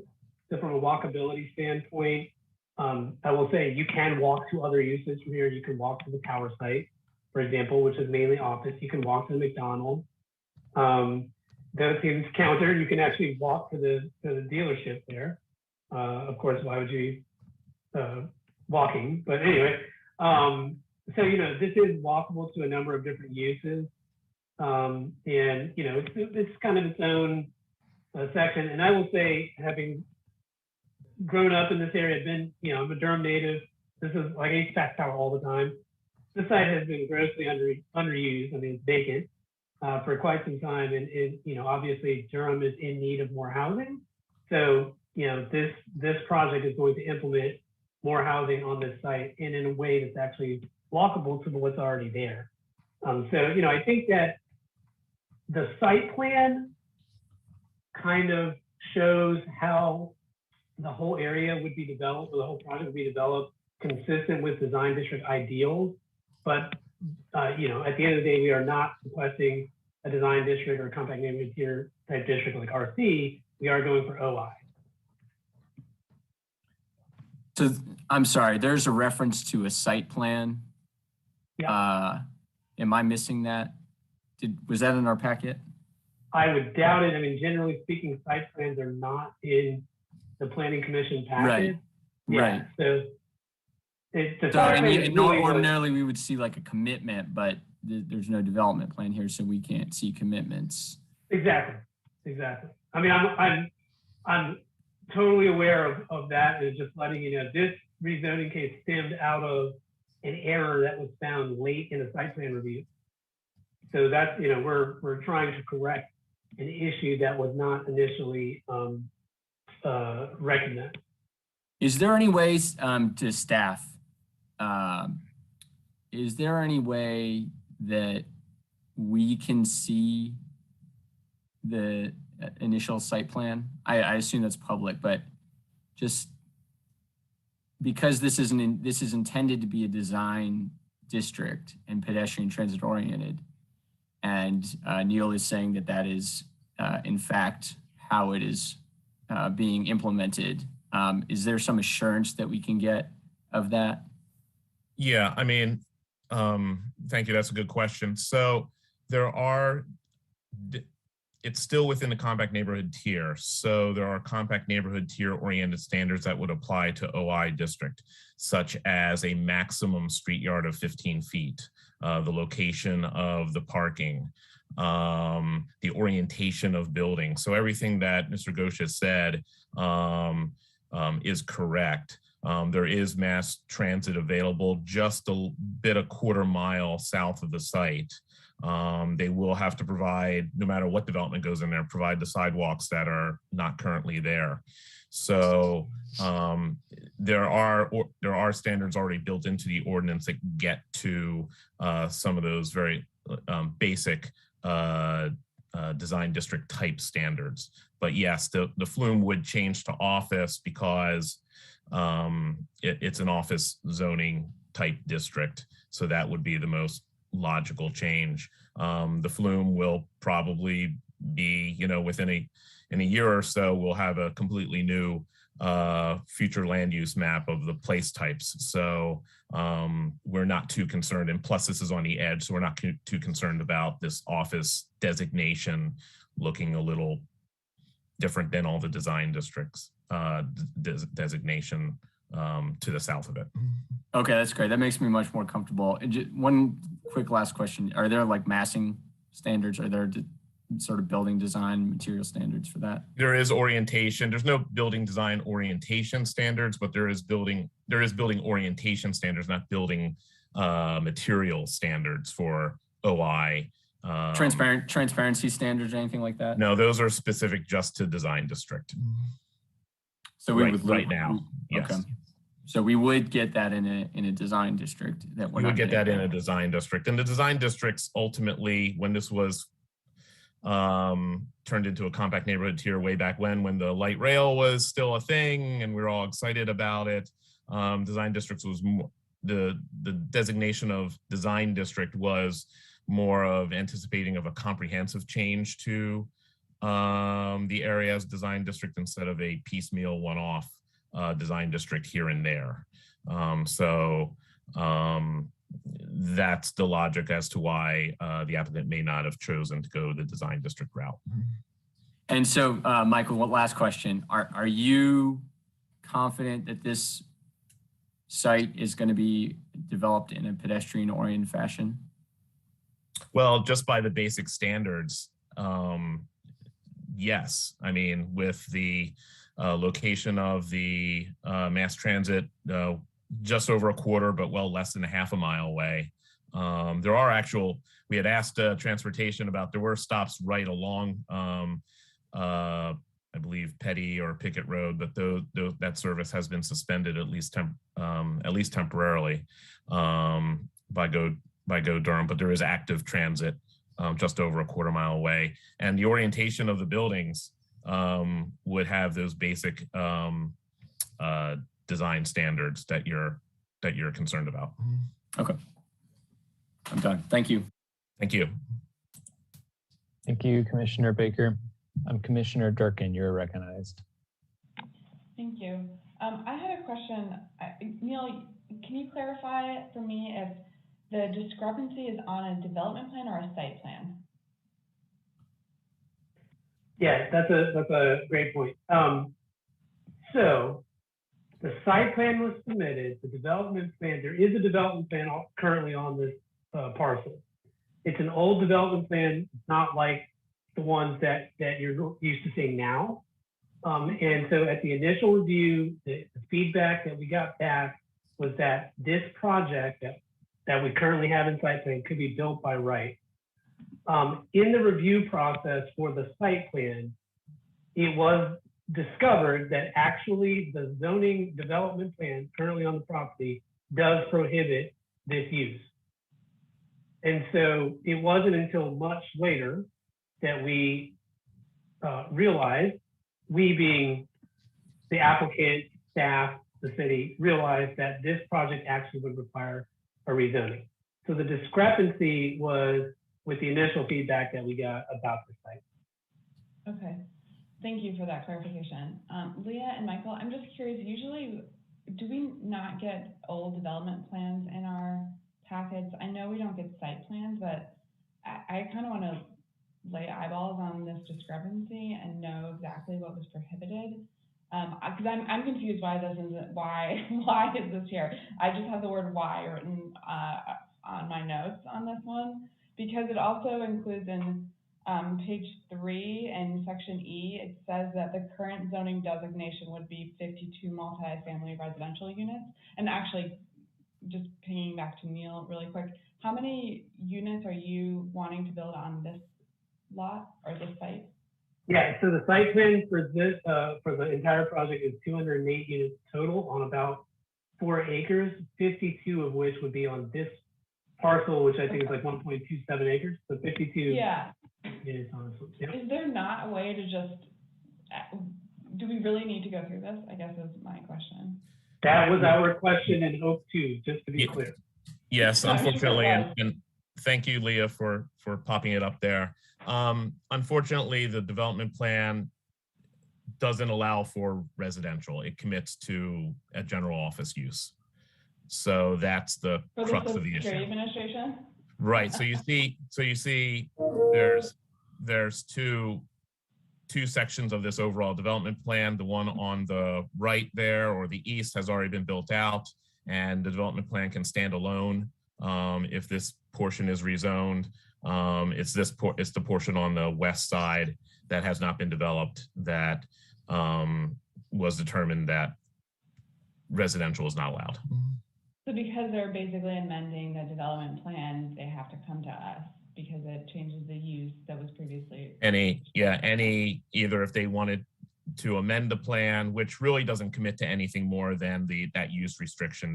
There's nothing substantial on it that were any extra commitments and such beyond any ordinance requirements. This plan was done back in 2002, I believe.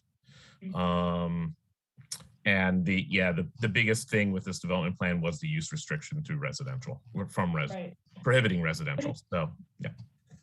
If there's a larger development plan that includes the two parcels that don't require rezoning, why don't we see that? I wish that one sentence wasn't on the prior development plan, as does everybody, I'm sure.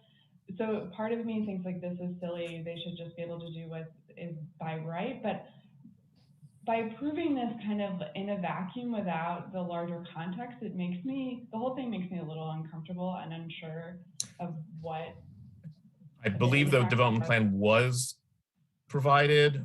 It might have been, as I saw recently, might have been an incomplete page, but there was a portion, at least the development plan was provided, at least as a attachment 11 or 13. I don't have it in front of me. 13. Yeah, right. So the existing conditions, but that was an error in terms of not being able to provide this sheet.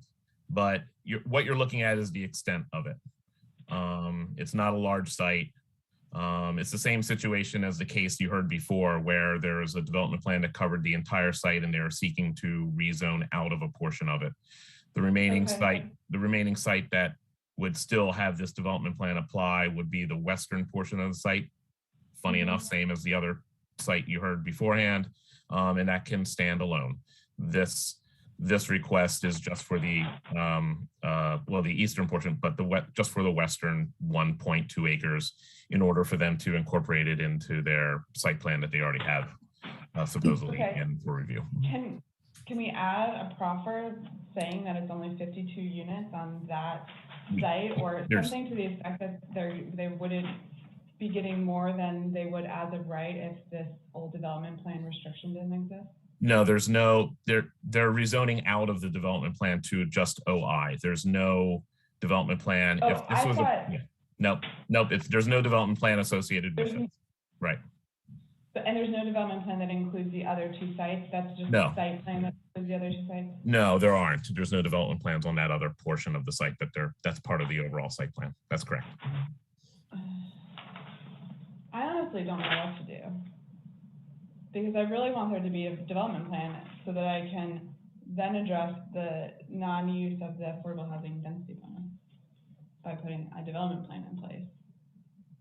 So I'm gonna just step back and let Commissioner Cease raise this question since I'm still thinking. Great. Thank you, Commissioner Durkin. Commissioner Cease, you're recognized. Well, with that lead in, Commissioner Durkin, I hope my comments don't disappoint you. I don't have anything to offer in that regard. A couple of things I think that are really important here, particularly given the conversation with the prior application. I think that they're Michael, somehow you found a way that they were related. They're really so different.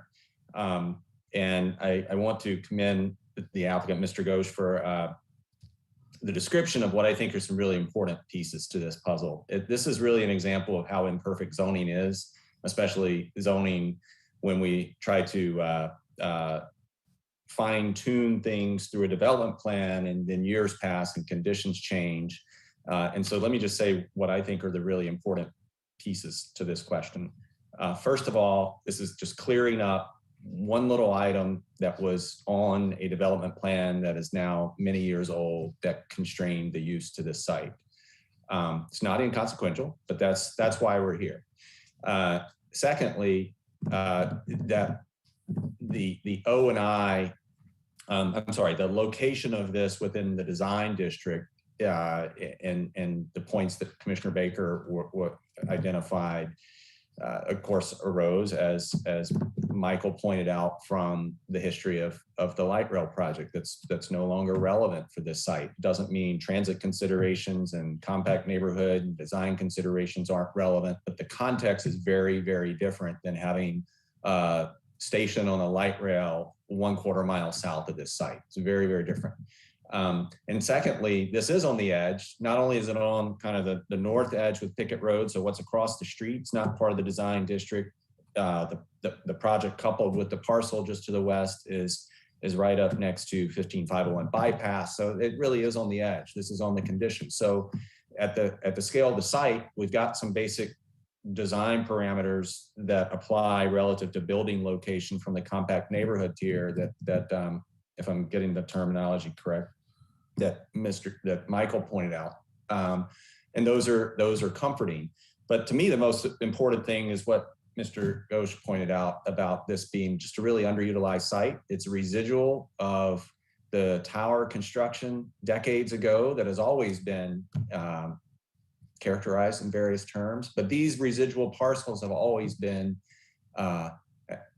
challenges from a development perspective. And so I welcome the changes that are described and the changes that would be allowed with the O&I rezoning, pulling it out of that old and I want to attach some other adjectives to it. It's a development plan that doesn't, I think, add value to our process of how we consider land use for this particular site. And it's a relatively small site. It's not a clean slate like we were discussing in the prior case. This is a small site. There are plenty of challenges to deal with there. And so I'm very comfortable voting yes for this and moving along. Thank you. Thank you, Commissioner Cease. Commissioner Busby, you're recognized. Thank you, Chair Amendolia. Mr. Ghosh, I'm right on the fence between my fellow commissioners Durkin and Cease. I like that this is going to take advantage of an orphan site that has just been long sitting there. I think residential is an interesting, maybe challenging, but I think appropriate use. But and the explanation makes sense now, which was not in the packet. The background is getting me more comfort. I could not figure out what was going on here either. And I was really annoyed that there was no development plan. But I understand now the context, so that's very helpful. I still would like a development plan. So Mr. Ghosh, I guess my question for you is, can you walk us through what would the timing and the process be to refile a rezoning with a development plan so we could actually see what would come here? Because while it's a small site, it's a really relevant site for Durham. The amount of traffic that comes through here, the number of people who told me the first time they came to Durham and they were driving toward Durham and they thought that office tower was downtown Durham. And then they just kept driving past it and realized they weren't in downtown Durham yet. A lot of eyeballs on this site.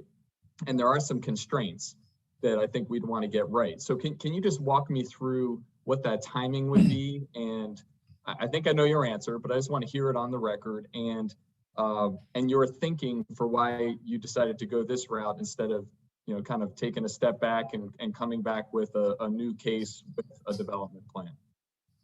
Well, okay. First of all, Commissioner Busby, thank you for the question. This project has been somewhat of a whirlwind, and I'm not trying to hammer anybody here. A mistake was made, and that is the part that you have to understand initially. This project was well underway before the mistake was realized. I will say when we initially filed the rezoning for this, our plan was to amend the current development plan. Essentially just to remove the limitation on this development plan that you're looking at on your screen. The only real commitment is that the use is off. So our original rezoning application was to amend the development plan to get rid of that commitment, period. That was it. So I think in one of our first rounds of review for the rezoning application, what Commissioner Baker brought up was exactly what planning brought up. We actually switched our application at one point to go from OID, amending development plan, to RC. Then through a lot of discussion with staff and consideration, this is different than a rezoning site that I typically work on because this acreage was so deeply enrooted in a site plan already that there are a lot of other considerations that came into play. The RC district would not work for the overall development of this site. And the other thing I want to point out, I'll just say this. I think you all know me well enough, at least some of you. Some of you are newer faces, but I've been in front of the Planning Commission many times. I'm well aware of how zoning works, how development plans work, and all of that. This is a unique situation, but I will say this is a good project. The site plan for this, if you can check it out, I think you'll be pleased with it because of the design elements of it, but also the overall acreage we're talking about, like 4 acres and 208 units. I mean, we're talking about a density that's over 50 dwelling units to the acre. This is the type of development that the Planning Commission in general has been asking for. It is something that can be implemented without a development plan, and I think that is an important point. Durham's UDO has some flexible tools in it. This is a site that can actually make use of those tools without the need for a development plan and provide a lot of housing in a small space, which, at that density, I mean, I think if we had more residential development at that density, Durham would be probably on the whole more affordable city. This is a good project.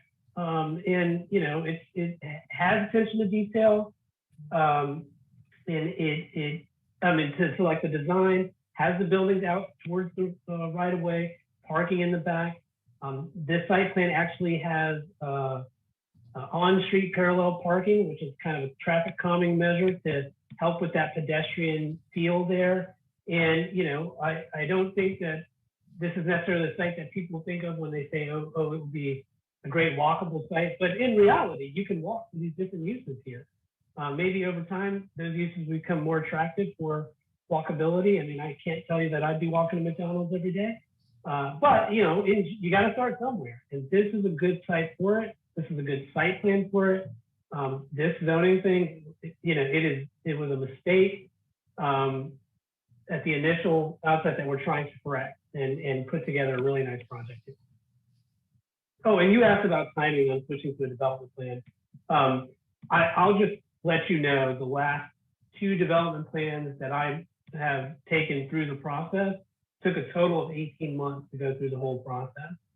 This site plan has already been in. Site plans, at least my understanding is in general, from site plan to permit is about 1 year. This site plan has been in for well over a year at this point because of the zoning issues that came up in the intermediate. But development plan rezoning, the last 2 that I've done took 18 months. I would say those are probably on the longer side. In general, development plan rezoning, I would tell my clients takes about 14 months in Durham. And we did, our initial rezoning application was to amend this development plan, but through for various reasons and working closely with staff, I want to be clear on that, that was determined not to be the best route for this. Great, thank you. I mean, that's really helpful, the context. I mean, you said it. You said you come to us a lot, and you hope that we will trust you. And there is clearly a trust fall piece here for us without a development plan. But your background and your context, even walking through some of the pieces that will be included, is good. At least it's good for me to hear. So I appreciate all that background and that answer. I'm still thinking about it. I lean yes, but it's a weird one. Thanks, Commissioner Busby. Before I circle back to Commissioner Durkin, are there other commissioners who would like to speak for the first time on this item?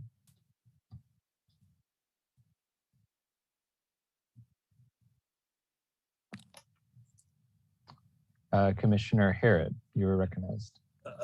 Yes, thank you, Chair. And all this discussion is very helpful. I'm a bit confused about, we talk about 52 units and then we talk about 208 units. Is that something that will be coming to us at a later time? I'm really confused about where they would be located. Sure. I mean, I can respond to that. So Commissioner Harrod, the 208 units that I'm referring to is what is shown on the site plan for the overall project. Our overall project for this site, our overall project includes this acreage, which we're rezoning, and the 2 parcels on the west side of Petty Road. So in total, that project is about 4 acres. So the entire site plan is for those 4 acres and includes 208 units. Of those 208 units, the site plan shows 52 of them on the acreage that you're considering for rezoning tonight. But that's on the site plan. That's not on a development plan. It's not necessarily related to the zoning. It is absolutely what we plan to build here. So at a later time, we will be considering the 2 lots on the west side? No, sir. Those are already zoned appropriately for the project. Oh, so they don't need to be rezoned. I see. Okay. That makes sense. Got it. Thank you. Thank you. Thank you, Commissioner Harrod. And we'll go ahead and circle back around to Commissioner Durkin. Thank you. For Leah and Michael, with this change, can you just clarify for me? I think you did, but I just triple clarify. With this change, they'd basically be putting them in the place they were had this mistake not been made, so that they can't do anything more than is as of right with the zoning, essentially now, with the language reverted back.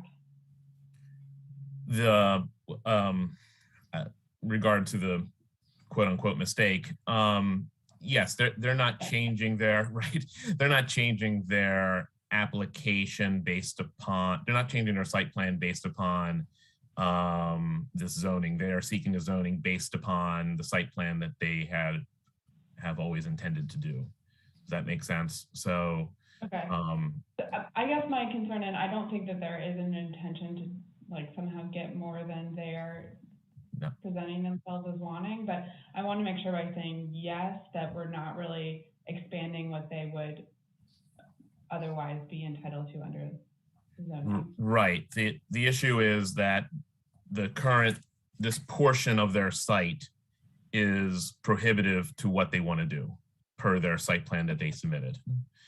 Rezoning it would allow them to finalize their site plan. Okay. I mean, I still think it's weird, but I'm comfortable, especially given the background of this prior development agreement with the Security Administration. But I just wanted to make a note that I think, and I don't want to speak for anybody else in the commission, but personally, I know that there's the option to have applications without development plans and rezonings without development plans. I personally don't like them because it puts us in the situation of approving something without having broader context and without having the ability to have agreements with the applicant. So I would actually discourage those kinds of applications here. I I think it's an anomaly. And again, the background, like Commissioner Busby said, was very helpful. It makes me more comfortable with voting yes for this. Thank you. Thank you, Commissioner Durkin. Commissioner Baker, you are recognized. My last two questions for the applicants. There's a number of units on this. I think you said 52 units on the parcel, 208 units on the site. How many of those are going to be affordable? And then my second question is, and I also recognize that there's no commitments here because there's no development plan. My second question is, what is not a commitment, but what on the site plan is being done for sustainability and on-site renewable energy and those kind of green building and those kinds of things? Commissioner Baker, thanks for the question. To be clear, this project is not utilizing any affordable housing density bonus or subsidy or that in that regard. So I wouldn't characterize any of these units as being affordable capital A. That having been said, I believe the staff report reflects that the median rental price in the city of Durham is around $1,400 for a 935 square foot apartment, which comes out to about $1.50 per square foot. There will be units in this overall project that are less than $1,400.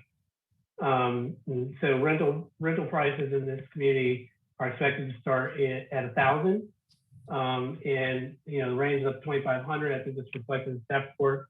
Again, that we based depending on the size, location in the building, and the number of bedrooms. As far as the sustainable or green elements, now I'm not sure that I can really speak to that. The site plan, of course, is how the site lays out. So I'm not exactly sure that the types of materials are part of that. I think that comes in with the CDs. So I couldn't really speak to like what building materials are at this time and the sustainable elements. Was there something specific that you had a question about? Perhaps David could answer a question about that. David Lasley on our team. Neil, I really I can't help you on the building materials and aspect of that. That'll be something they'll go through with the architectural plans. I can speak to the type of development that we're doing. It's one that is pulled up where the buildings are up against or close to Petty Road. It's exactly the type of streetscape that we're trying to create with these environments, and where we have the parking areas located behind buildings in this particular one. And I hate to get into too much talking of the other sites across on the west side of Petty, but the topography there facilitates. It's high up at the road and low toward 501, where we have split buildings where they're 4-story from the Petty Road side, 5-story from the 501 side, with parking, or portion of the building have parking underneath of it on the backside. So we're doing all those type of sustainable things that they're trying to create a compact development in the proximity of a work environment, an office tower that also promotes the walkability of this site and living close to work as well. So this is just a vital piece. And as we pointed out, and I think we've probably worn it out, it was a development plan that showed up late in the discovery part of this that had a condition that required it to be office, and that prevented this multifamily development from being able to be put together. This particular site will have the recreational facilities on it.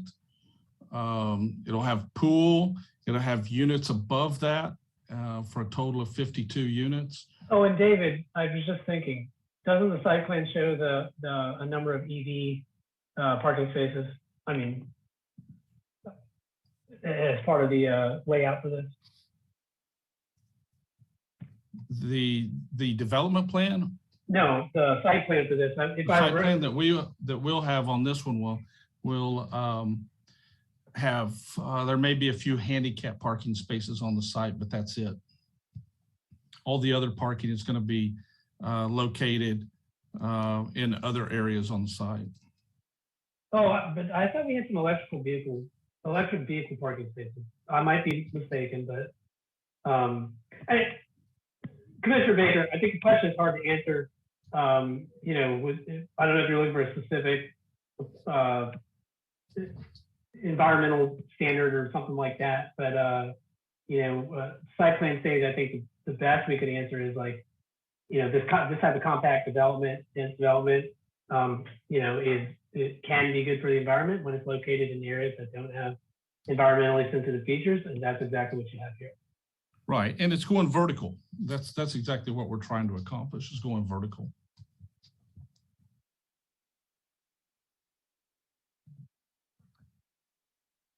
So thank you. Commissioner Baker, do you have any further comments or questions? Okay. Questions from any other commissioners? Okay, I have a couple of questions. First, I want to ask Leah and Scott, or sorry, and Michael. I struggle with what to make of this part of Durham, to be frank. As it currently is developed, seems to be one of the more disjointed neighborhoods. There's a lot of different styles of development from my perspective. Obviously, there's the tower there, which I did think was downtown Durham when I first came to visit. There's suburban style commercial with the Target across the street. And then there's University Place nearby, which is like seemingly getting more close to what we want, where there's residential and commercial in closer proximity. But it's hard for me to understand where the site is going. And I think that the future kind of vision for this neighborhood is relevant here. And so I'm curious, especially as we're doing this comprehensive planning process and we're starting to look into place type map and where this might land in that space. Would love to hear staff's perspective on where this part of Durham is headed.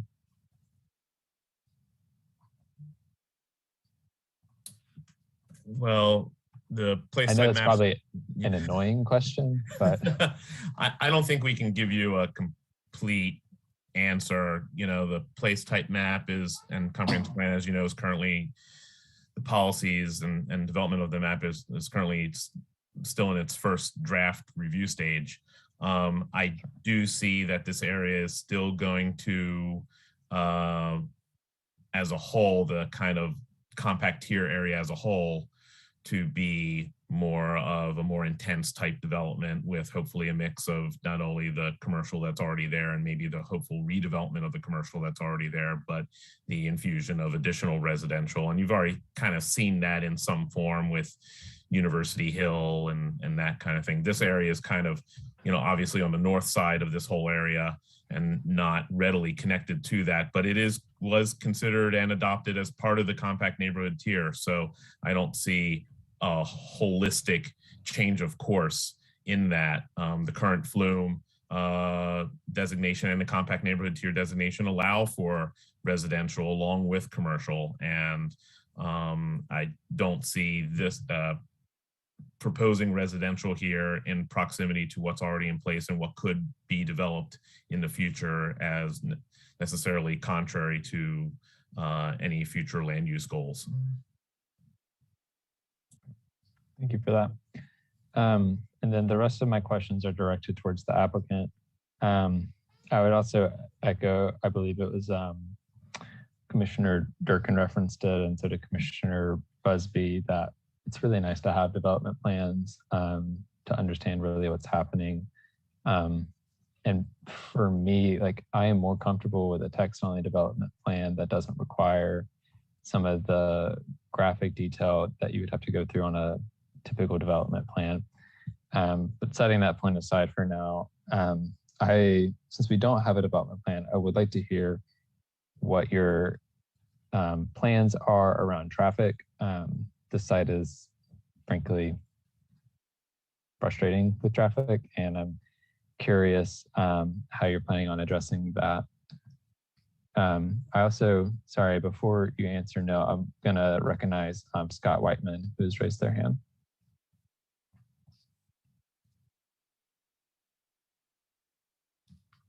Scott?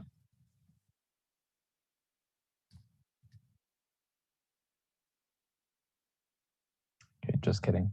Neil, would you like to go ahead and respond on that question about transportation and traffic? Sure, and I didn't realize Scott was on. Also, this is totally disjointed, but I apologize for not responding to the chat. Whoever's working the chat earlier, but the chat was disabled. I did get your message and wasn't able to respond. Yeah, so about traffic, actually this site is interesting the way it lays out, because the kind of main points of access, Petty Road, for this site has like no traffic. Now, one of the things, and I think David referred to this earlier, one of the things that the site plan does is try to create a streetscape here and kind of slow down the traffic that will be there. So the site plan includes on-street parking, like parallel parking, which can work as a traffic calming device, which again is supposed to help in a subtle way. It's supposed to help with the pedestrian experience here. The site plan includes sidewalks. The idea is that over time, this will be a more walkable site. So one of the things that this project tries to do is set up a good streetscape for the pedestrian experience. As far as the traffic along Pickett Road, I'm not sure. Well, I'll ask David if I recall correctly, Pickett Road is a DOT road, NCDOT road, and I'm not sure if NCDOT had required improvements along Pickett Road. David, do you recall? No, they have not. They have not. Yeah, and then of course this site does not have frontage on, the Tower Boulevard on the other side. So and there is no access to 15501. Thank you. And I said my questions were directed to the applicant. I actually want to ask a question, I think probably for Erlene is best. So Tower Boulevard is obviously close to the site, and it seems to be the primary, what would be the best pedestrian point of access to cross over to the commercial sites on the other side of, I believe it's MLK at that point. But it doesn't seem like a very safe pedestrian area to me. It's a lot of fast moving vehicles and a lot of traffic in general. Are there any like traffic calming, pedestrian safety improvements in the works for this area to improve walkability?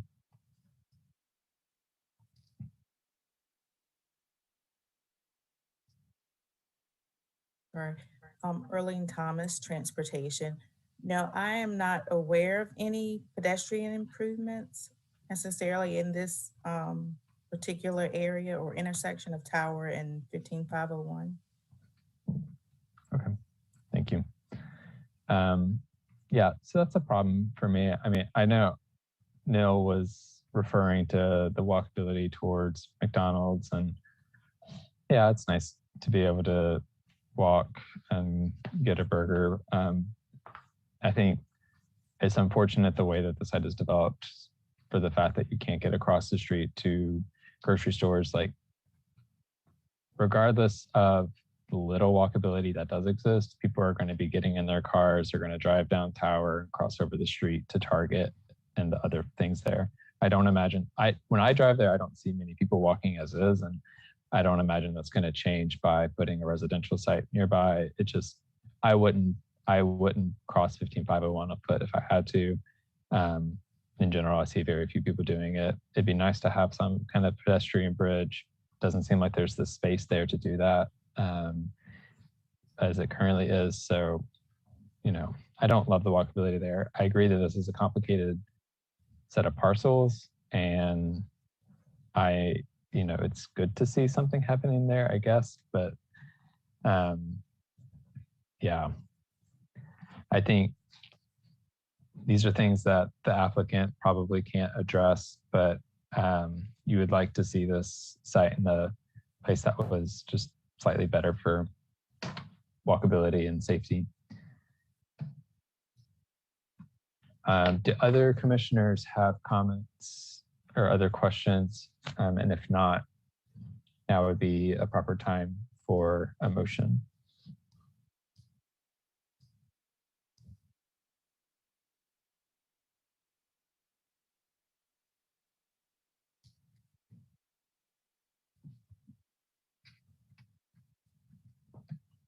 I would accept a motion at this time.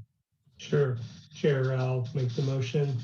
I make the motion that we take case number Z2000045, the U-Tower application, forward that to the City Council with a favorable recommendation. Second. Great. Moved by Commissioner Morgan and seconded by Commissioner Lowe. Is there any further discussion on the motion? May we have the roll call vote? Absolutely, thank you. Amendolia. No. Baker. She might be in her other meeting still. Go ahead and go to the next. Busby. Yes. Cameron. We already know about. Yes. Cutright. Yes. Durkin. Yes. Harrod. Yes. Lowe. Yes. McIver. Yes. Morgan. Yes. Cease. Yes. It passes 10-1. Thank you very much. Thank you, Michael. Thank you. We are not required to take a 5-minute break right now because we do not have live captioners with us. However, if folks would like a 5-minute break, we may take one now before we jump into our final items, or we can push through. Folks give like a general up or down. Okay, I'm seeing people wanting to push through. Let's do it. So that concludes our public hearings for the night. We'll go through some old business. And Michael, I don't know if you need to provide any extra updates here, but essentially just a reminder that our next comprehensive plan retreat will be January 6th at 5:30. And then a reminder that the engagement period on the place type map is open until January 31st. Michael, anything you'd like to add there? Nope, we just wanted to pass on that information, and you know, if you have any questions, you could always, I believe there's contact information on that website, but obviously Scott Whiteman, Lisa Miller, and the rest of the policy and urban design crew can answer questions for you if you email them. They're more than welcome to discuss anything if you have any questions about that. Thank you. Great, so we'll move forward to our new business. So in our next installment of transportation planning, we're going to get a transit plan update from, looks like Aaron Cain.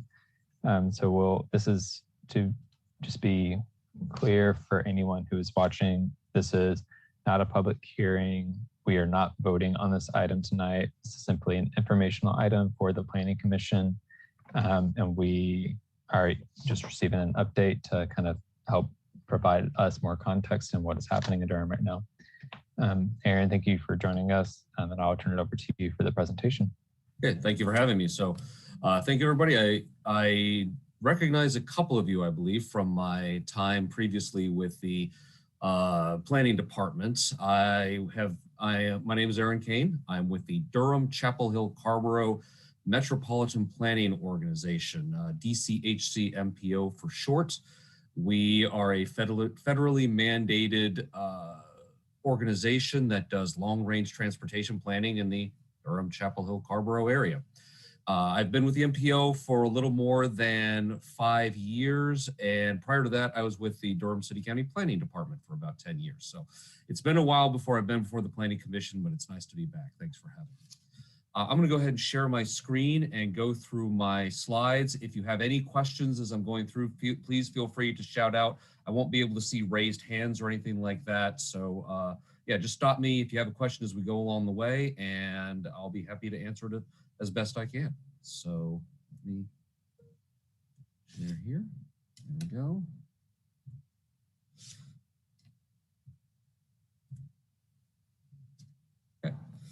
So the Durham Transit Plan is a multi-departmental, multi-jurisdictional project that we're working on. We have two project managers for it, myself and Ellen Beckman, who is the transportation manager for Durham County. What I'm going to do is go through, just give you some background on the Durham Transit Plan, why we're doing it, what it's about, what we're hoping to gain. I'll talk about our phase 1 outreach that took place about a year ago. I'll then talk about the scenarios that we brought forth for the phase 2 outreach that was conducted this past summer. And then I'll talk about next steps and where we're looking to go and what our calendar is for that moving forward. So just some background as to what the Durham Transit Plan is and why we're doing it. It's a plan that guides the use of countywide taxes and fees for public transportation improvements. It is mostly made up of a half-cent extra sales tax that is on all goods and services bought in Durham County. There are a couple of other sources of revenue for that Durham Transit Fund. You pay a $10 fee when you register your car, and some of that money goes to the Durham Transit Plan, the transit tax that funds it, as well as a rental car tax for all rental cars rented in Durham County. So that all brings in about $35 million a year. And the first plan was the Boston Rail Investment Plan that was adopted in 2011. We then adopted a new plan in 2017 in order to be able to make sure that we shored up the funding for the Durham Orange Light Rail transit project. As I'm sure you're all aware, that project is no longer moving forward. So we need to create a new plan that looks at what else could we be doing with this funding and how else can we best be providing transit services for folks in Durham. So what we're planning on here is a 20-year plan. It can be amended. It's not set in stone. It will be a working document, and we plan to update it about every 4 to 5 years so that we can see what are maybe some new needs that have come up in transit in the county, as well as looking at the revenue landscape and making adjustments for that. By state law, the Durham Transit Plan must be adopted by 3 boards: the Durham County Board of Commissioners, the Go Triangle Board of Trustees, and the Durham Chapel Carrboro Metropolitan Planning Organization Board.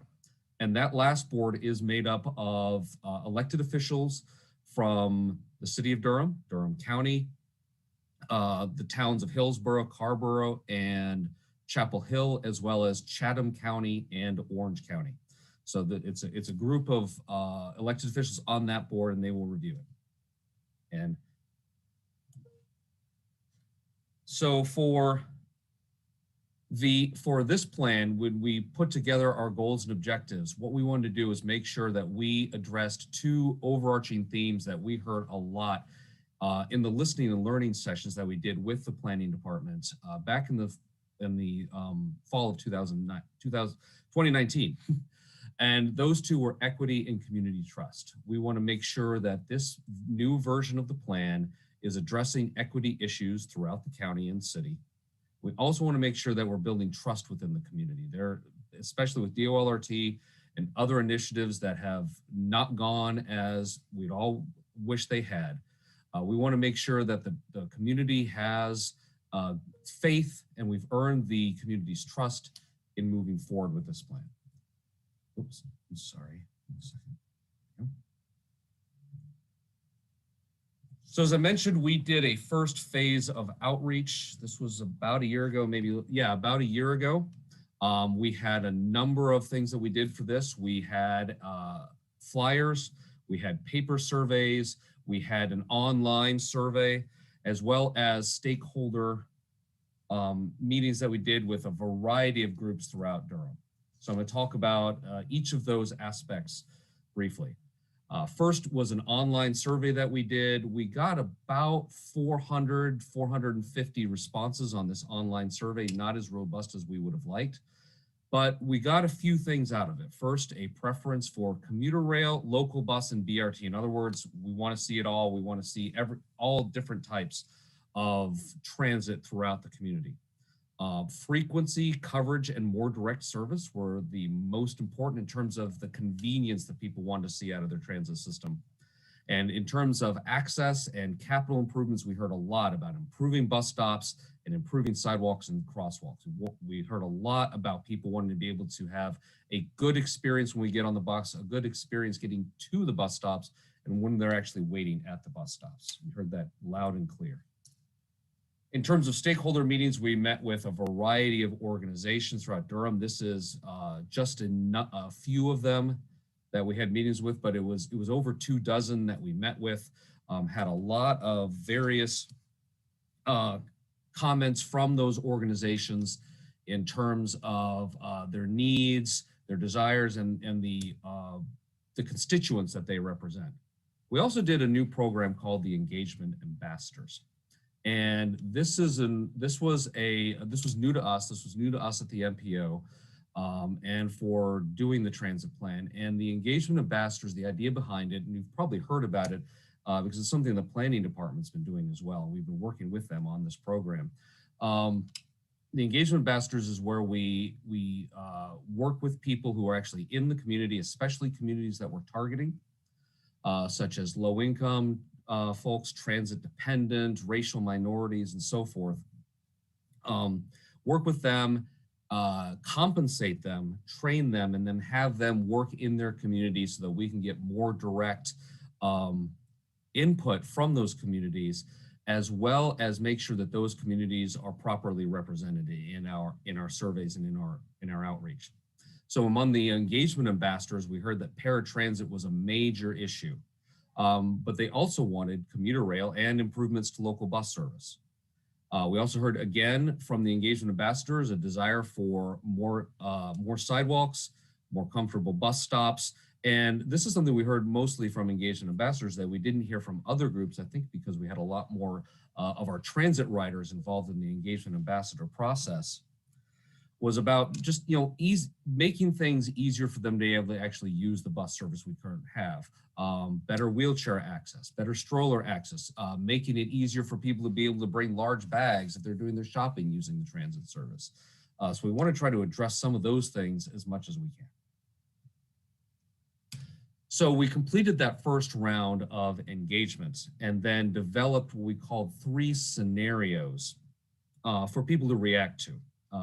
These scenarios are intentionally different from each other. We're not asking people to say, yes, I prefer A, or I prefer B, or I prefer C. What we asked people to do was tell us, what about A do you like the most? What about B do you like the most? And what about C do you like the most? And then the goal is to take each of those scenarios and the things that we heard most positively about each of those scenarios and put them together into one preferred scenario that we will eventually take out to the public for comment. Before we get to the scenarios though, just want to let everybody know that we do have several what we call committed projects that are already being funded by the Transit Fund. They are already in the plan, and we have no plans to remove these. You can see the list of Go Triangle and Go Durham routes here that have been funded, improvements that are funded, and there's no intent, no plans at all to reduce these or remove any of these improvements. So these are staying, they were in the old plan and they're going to stay in the new plan. Those are bus service committed projects, and then these are capital and administrative committed projects that, again, they're staying in. We are not removing them. They're not going anywhere. So these are projects that have already been funded and will continue to be so.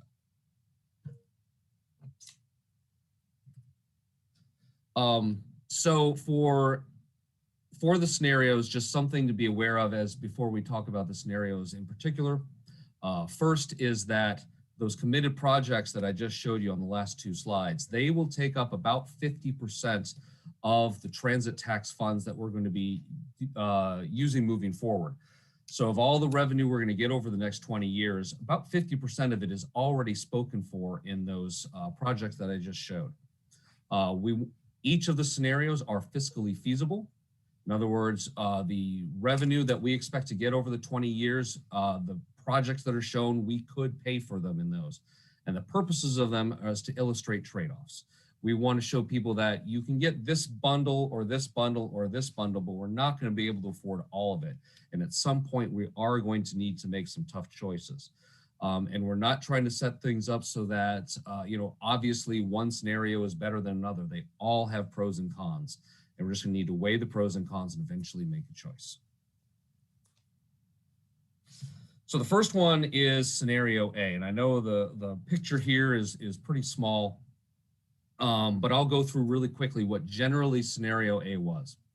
And the focus here is on local and regional bus operations. Basically, we put a lot more money into buying more buses, hiring more drivers, and just running a much better standard service like we already have. We'd increase frequency, so a lot of our 30-minute routes would become 15-minute routes. A lot of our 60-minute routes would become 30-minute routes. And the capital expenditures that we would have would be to support that service. So again, we'd improve bus stops. We'd maybe make some changes in some of the street configurations so that buses could make easier turns, maybe some transit signal prioritization so that buses could get through traffic signals more quickly and so forth. But we're not building dedicated lanes, and we're not putting a whole lot more into actually building up a physical presence with it. It's just more about running more operations. On some of the other capital things we would do here is we build a lot more sidewalks in scenario A. We can afford to do that, and we can get most of the improvements done in the first 5 years. The downside to doing this is you've got a lot more of the buses, they run a lot more frequently. Maybe they are able to move a little bit faster, but we're not putting a lot of money and effort into doing something a whole lot different. We don't have dedicated lanes, we don't have any trains, and all of these projects would need to be locally funded. These types of services are very difficult to get federal funding for. So we wouldn't be leveraging a lot of, say, federal or state funding. We would primarily be funding all this out of local funds. Scenario B still is a bus scenario, but it's got more money to build infrastructure improvements. So we're doing what we call bus rapid transit, where we can build dedicated lanes on some of our routes that allows them to move more quickly, that allows them to bypass traffic. We can have better regional connections to, say, RTP in Wake County or to Chapel Hill. We can't spend as much money on sidewalks, and we cannot do as many service improvements as we would do in scenario A, because we're having to spend that money on actually building up the infrastructure. A positive on this is that it's easier to get federal funding for bus rapid transit, and so therefore we can leverage our local funds to bring more dollars in. However, that's not a guarantee. You do have to go through a pretty rigorous process to try to get that federal funding. And so we expect to get it. We think we would have good projects to get it, but certainly not guaranteed. And then finally, scenario C includes a commuter rail line. This would be a line going from West Durham near the Duke campus through downtown Durham, East Durham, kind of down in through RTP and then on to Wake County and potentially to Johnston County. The goal is to have the trains running in about 2029 to 2030. The trains would be faster than a bus, certainly. They would be more reliable than a bus because they're not going to get stuck in traffic. However, a commuter rail system is very expensive. We would require federal funding in order to do these. We would need regional partnerships with Wake County, Johnston County, and maybe others as well. And it would require us to not do as many bus improvements as we could in either of the other scenarios. So those are the three scenarios that we took out in phase 2 of our outreach that I mentioned was this summer. And I'll go through a brief overview of how that outreach went. We got a lot more responses this time. As you can see there, over 2,300 responses. Basically what we're asking people to do, we're asking them to identify the projects in each scenario that they liked. What should be our investment priorities for Durham County? What should we be doing first? What can we wait until later? And then just to, provide written comments, give us feedback, something more qualitative. How did we do this? We did the engagement ambassadors I mentioned before. We did stakeholder interviews. And while we did an online survey, we were also, COVID was not as bad as it was in the fall of 2020. So we did go out and do more in-person surveys. We went to the Regional Transportation Center, Durham Station, the Village, Duke, the station near Duke and so forth, and got more in-person surveys to make sure we're trying to get to our transit riders and get their feedback. As I mentioned, over 2,300 surveys were submitted. You can see the demographics here. A daily transit rider is somebody that told us that they ride transit every day. A daily and a weekly transit rider includes all those daily transit riders, plus those who told us they used the transit service about 1 to 2 times a week. We also were able to get other demographic information such as people of color, and this shows you, this chart shows you the number of surveys that we got from our engagement ambassadors, the number that came from online, and the number that came from our in-person survey at various locations. One thing we were really happy to see with here was that our engagement ambassador methods actually got us more responses than our online surveys. So we felt good about making sure we were reaching the folks in the hard to reach communities that we've had in the past. So some key takeaways from the phase 2 outreach. These focus groups that I talked about through the engagement ambassadors, racial minorities, daily transit riders, weekly transit riders, and so forth. They were identifying later and weekend bus service as being a high priority, more frequent bus service and more reliable bus service. Those groups were telling us that the local bus service was the most important to them. Everybody wanted to get, of course, you want to get improvements done more quickly, and bus services are certainly easier to get done more quickly than rail services. Everybody seemed to support BRT, and the passenger train service, the commuter rail service that I mentioned did have some support, but it was not coming out as high a support as for making sure we get local bus service improved faster. We asked a number of questions in our survey to try to get at how important what is the relative importance of one type of program to another. And here are some of those responses. You can see for persons of color, all other transit improvements are more important than the passenger train was the most important. So for persons of color, the commuter rail service was just not seen as nearly as important as improving our local bus service. Regular transit riders also prioritized extended 30-minute service on the weekdays and extended Sunday service. and what outcomes are most important to include in your ideal transit options. We heard more routes going more places, faster, more reliable service, and more frequent service. Again, more focusing on the bus than on the rail, but we do have a significant portion of our community that does want to try to get some sort of a regional rail or regional service put into effect. As I mentioned, we did the stakeholder interviews as well. I did over 24 of those, and you can see here a summary of those. Again, we heard access service, paratransit service was a very high priority for disabled residents in our health organizations. So we want to make sure we're putting funding into that to make sure that service is improved. A lot of our business and institutional stakeholders put a high priority on bus rapid transit, especially if it can provide some sort of regional connection outside of Durham.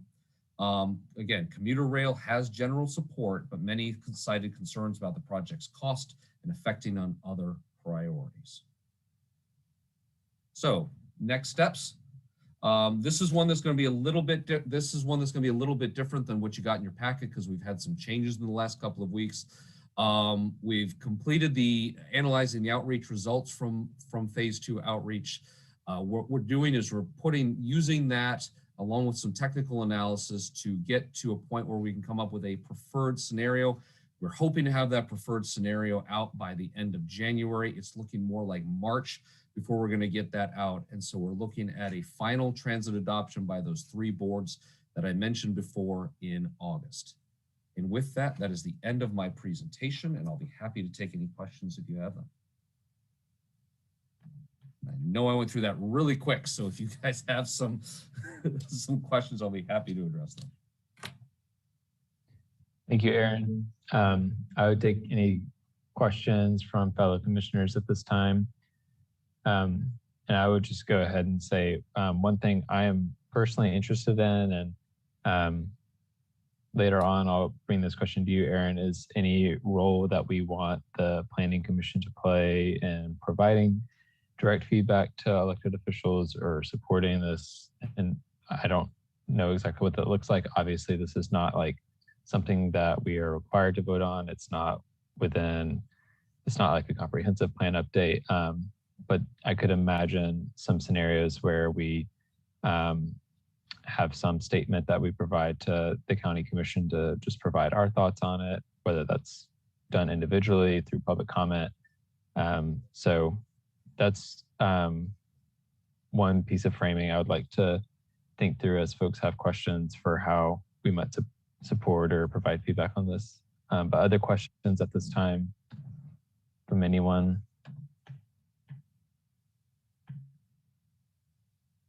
Or general thoughts? Commissioner Busby. Thank you. Aaron, thanks for the presentation. Good to see you. Good to see you. And my main thing, actually, I just wanted to commend the use of the engagement ambassadors. And it's really encouraging to see the equitable engagement is not only being used, but it is getting the kind of results and feedback that we're hoping it would generate. And because again, often the online engagement is we're only hearing from a certain subset of our population. It may not be representative of communities, especially communities that are using the buses on a daily or weekly basis. So I just thought that was really encouraging, and it actually it provides some feedback that I think is going to be really important to take into account. It's a tough one. I mean, I think the challenge is how do you deal with the resources that can't cover all of these needs? And so I look forward to seeing how we move forward. I'm still thinking about all of that because we really do need this regional connection on transportation. It's sorely needed, but at the same time, our local voices are really saying we need to invest in more frequent, better service. And I think we also really need to listen to that carefully as well. But mostly I just wanted to say thank you for the equitable engagement, and really glad to see that is getting the kind of results that we hoped it would facilitate from our community. Thank you, appreciate it. Thank you, Commissioner Busby. Any other comments or questions?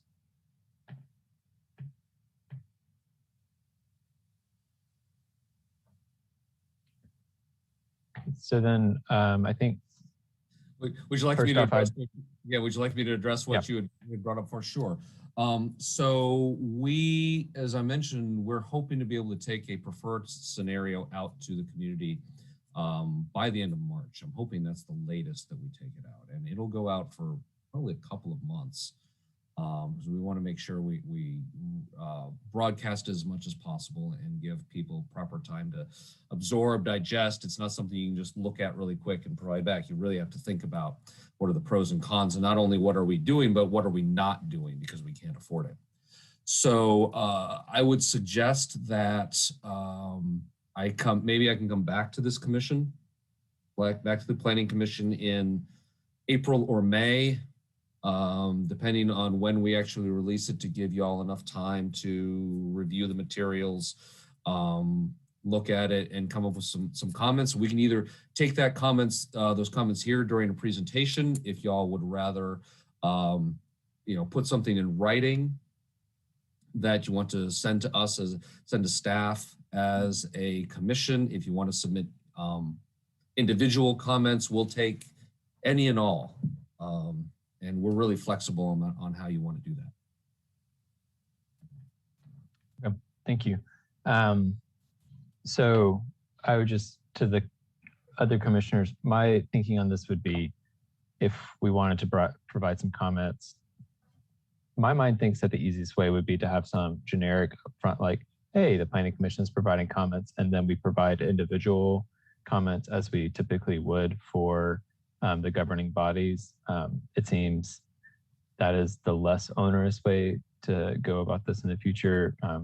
Doing a joint statement, if we wanted to go that route, feels like it could be potentially burdensome on planning commissioners, because that's A, we would have to draft that ourselves, and B, we would then have to have like discussion time during a meeting to like all agree on the same statement, and that feels like less of a good use of time. But I'm curious, like generic feelings of like providing some sort of written comment or feedback, or if you would all just rather it be feedback provided in a setting like this where we're just talking through things.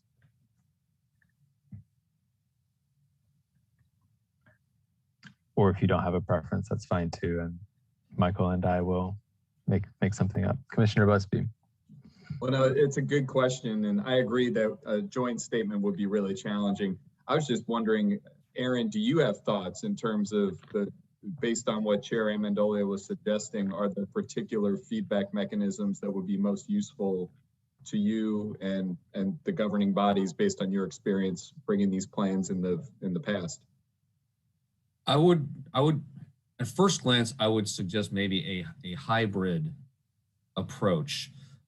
Individual comments are certainly welcome, but if there are a series of statements that the Planning Commission can come to a consensus agreement on, I think that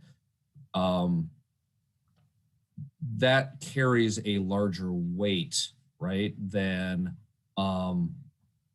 and larger organizational weight, especially to our elected officials who will be voting on this, the eventual final scenario, than individual comments that would be part of the 2,300 that we already get. Does that make sense?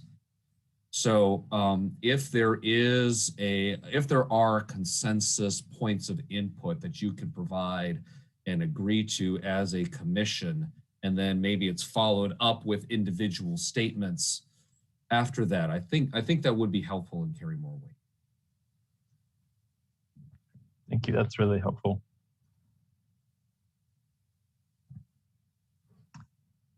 Any other thoughts or questions? This is Bruce Harrod. I do think it's important that we put in the time to come up with a joint statement of some sort. You know, these are people who don't have a whole lot of options in most cases, and we owe it to them to do a lot better than what we're doing.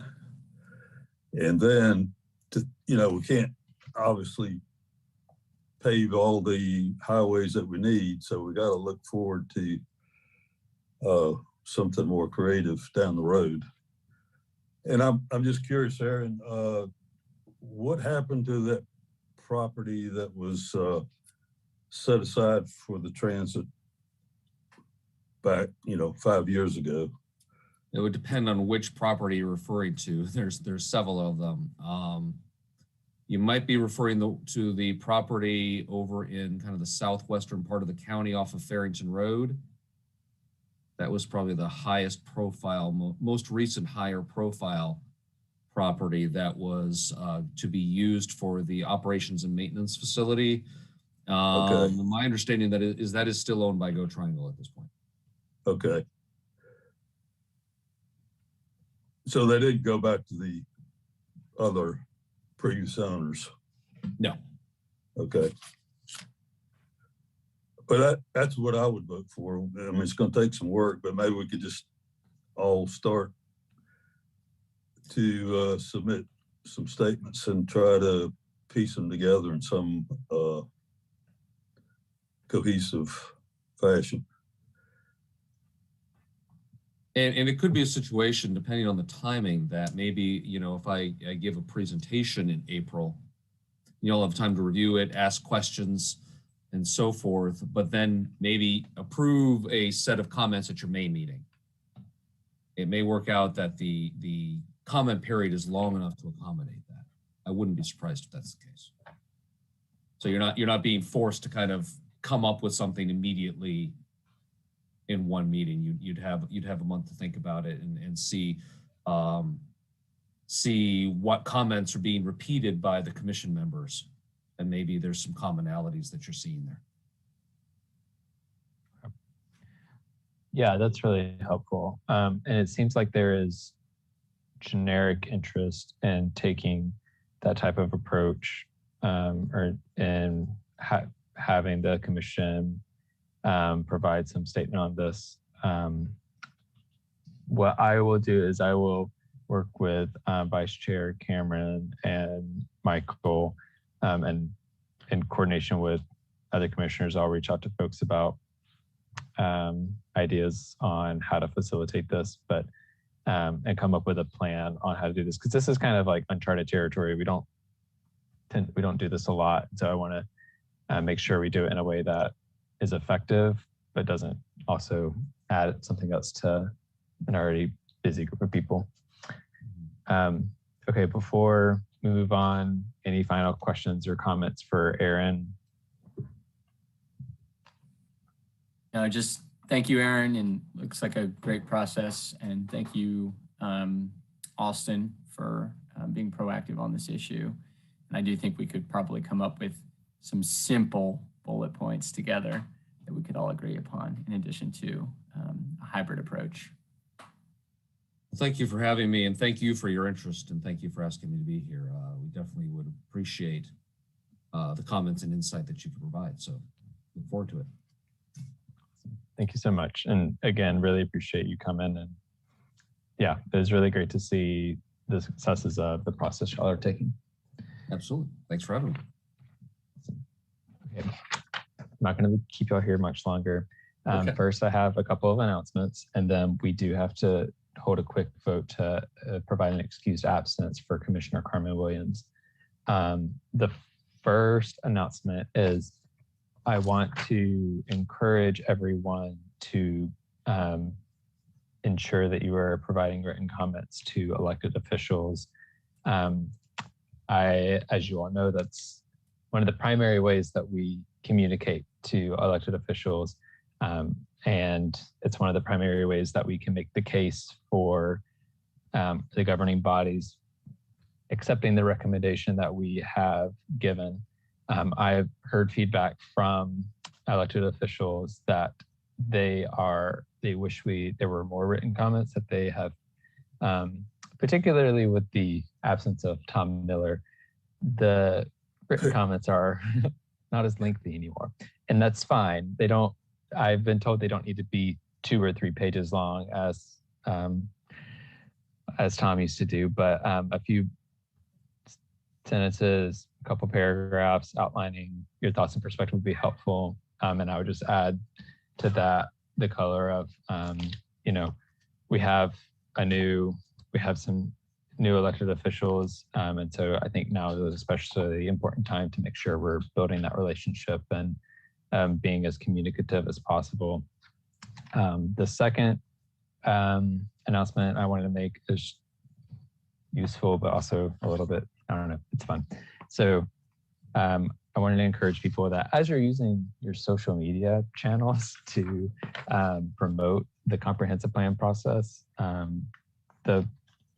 off of the City of Durham's webpage, they're actually they have been posting updates on meetings for people to attend to provide feedback on the comp plan. So that could be something that we can all help kind of proliferate through our various channels. And if you're providing generic information or commentary on the comprehensive plan process, we do have a hashtag, I found out, hashtag Engage Durham. So that could be a useful way to help create kind of a one-stop shop for those of us that are use online forums and for residents who use online forums a lot. So just wanted to encourage that. Other than that, I have nothing else, and I would take a motion to excuse Commissioner Carmen Williams from tonight's meeting. Yes, Michael. Before you do the motion, I just wanted to interject very briefly by saying everything you said, Chair, is on point and really helpful, especially with comments. And if you are going to provide comments, just a reminder that we would like them within a week's time, maybe by the following Tuesday and such, because we do have to move those agenda items forward, and we do want to include all the comments in one cohesive packet. So that's just a reminder. But thank you, Chair, for reminding about the, pushing out the word about the comprehensive plan. Definitely take a look at the place type map that's in the link that's in the agenda itself. Takes you straight to the place type map and the place type guide. And that's really helpful. It takes you to that page that is really a user-friendly page, at least as far as I've explored it, and I'm pretty much a Luddite when it comes to a lot of things. So definitely check it out, pass it along. The comment period is open until, at least the first comment period is open for the place type map until the end of January. It's not the end of comments. So please don't think that like it's a one and done kind of situation. There will be future opportunities to comment on the place type map and any other additional policies in the future. And I'm sure the retreat will expand upon that in January, even more so. That's all I have to say, and I'll hand it back over to the chair for a motion. Thank you. Do we have a motion to excuse Commissioner Carmen Williams? So moved. Second. Okay, moved by Commissioner Baker, seconded by Commissioner Harrod. May we have the roll call vote? Amendolia. Yes. Baker. Yes. Busby. Yes. Cameron. Yes. Cutright. Yes. Durkin. Yes. Harrod. Yes. Lowe. Yes. Thank you. McIver. Yes. Morgan. Oh, Morgan is not here. He left. Cease. Yes. All right, passes unanimously. Great. Thank you. And thank you all for all you do. It really matters, and I appreciate you all. This meeting is adjourned at 8:32. Thank you. Have a good rest of the year. Yes. Hi, everybody. Thank you, Chair.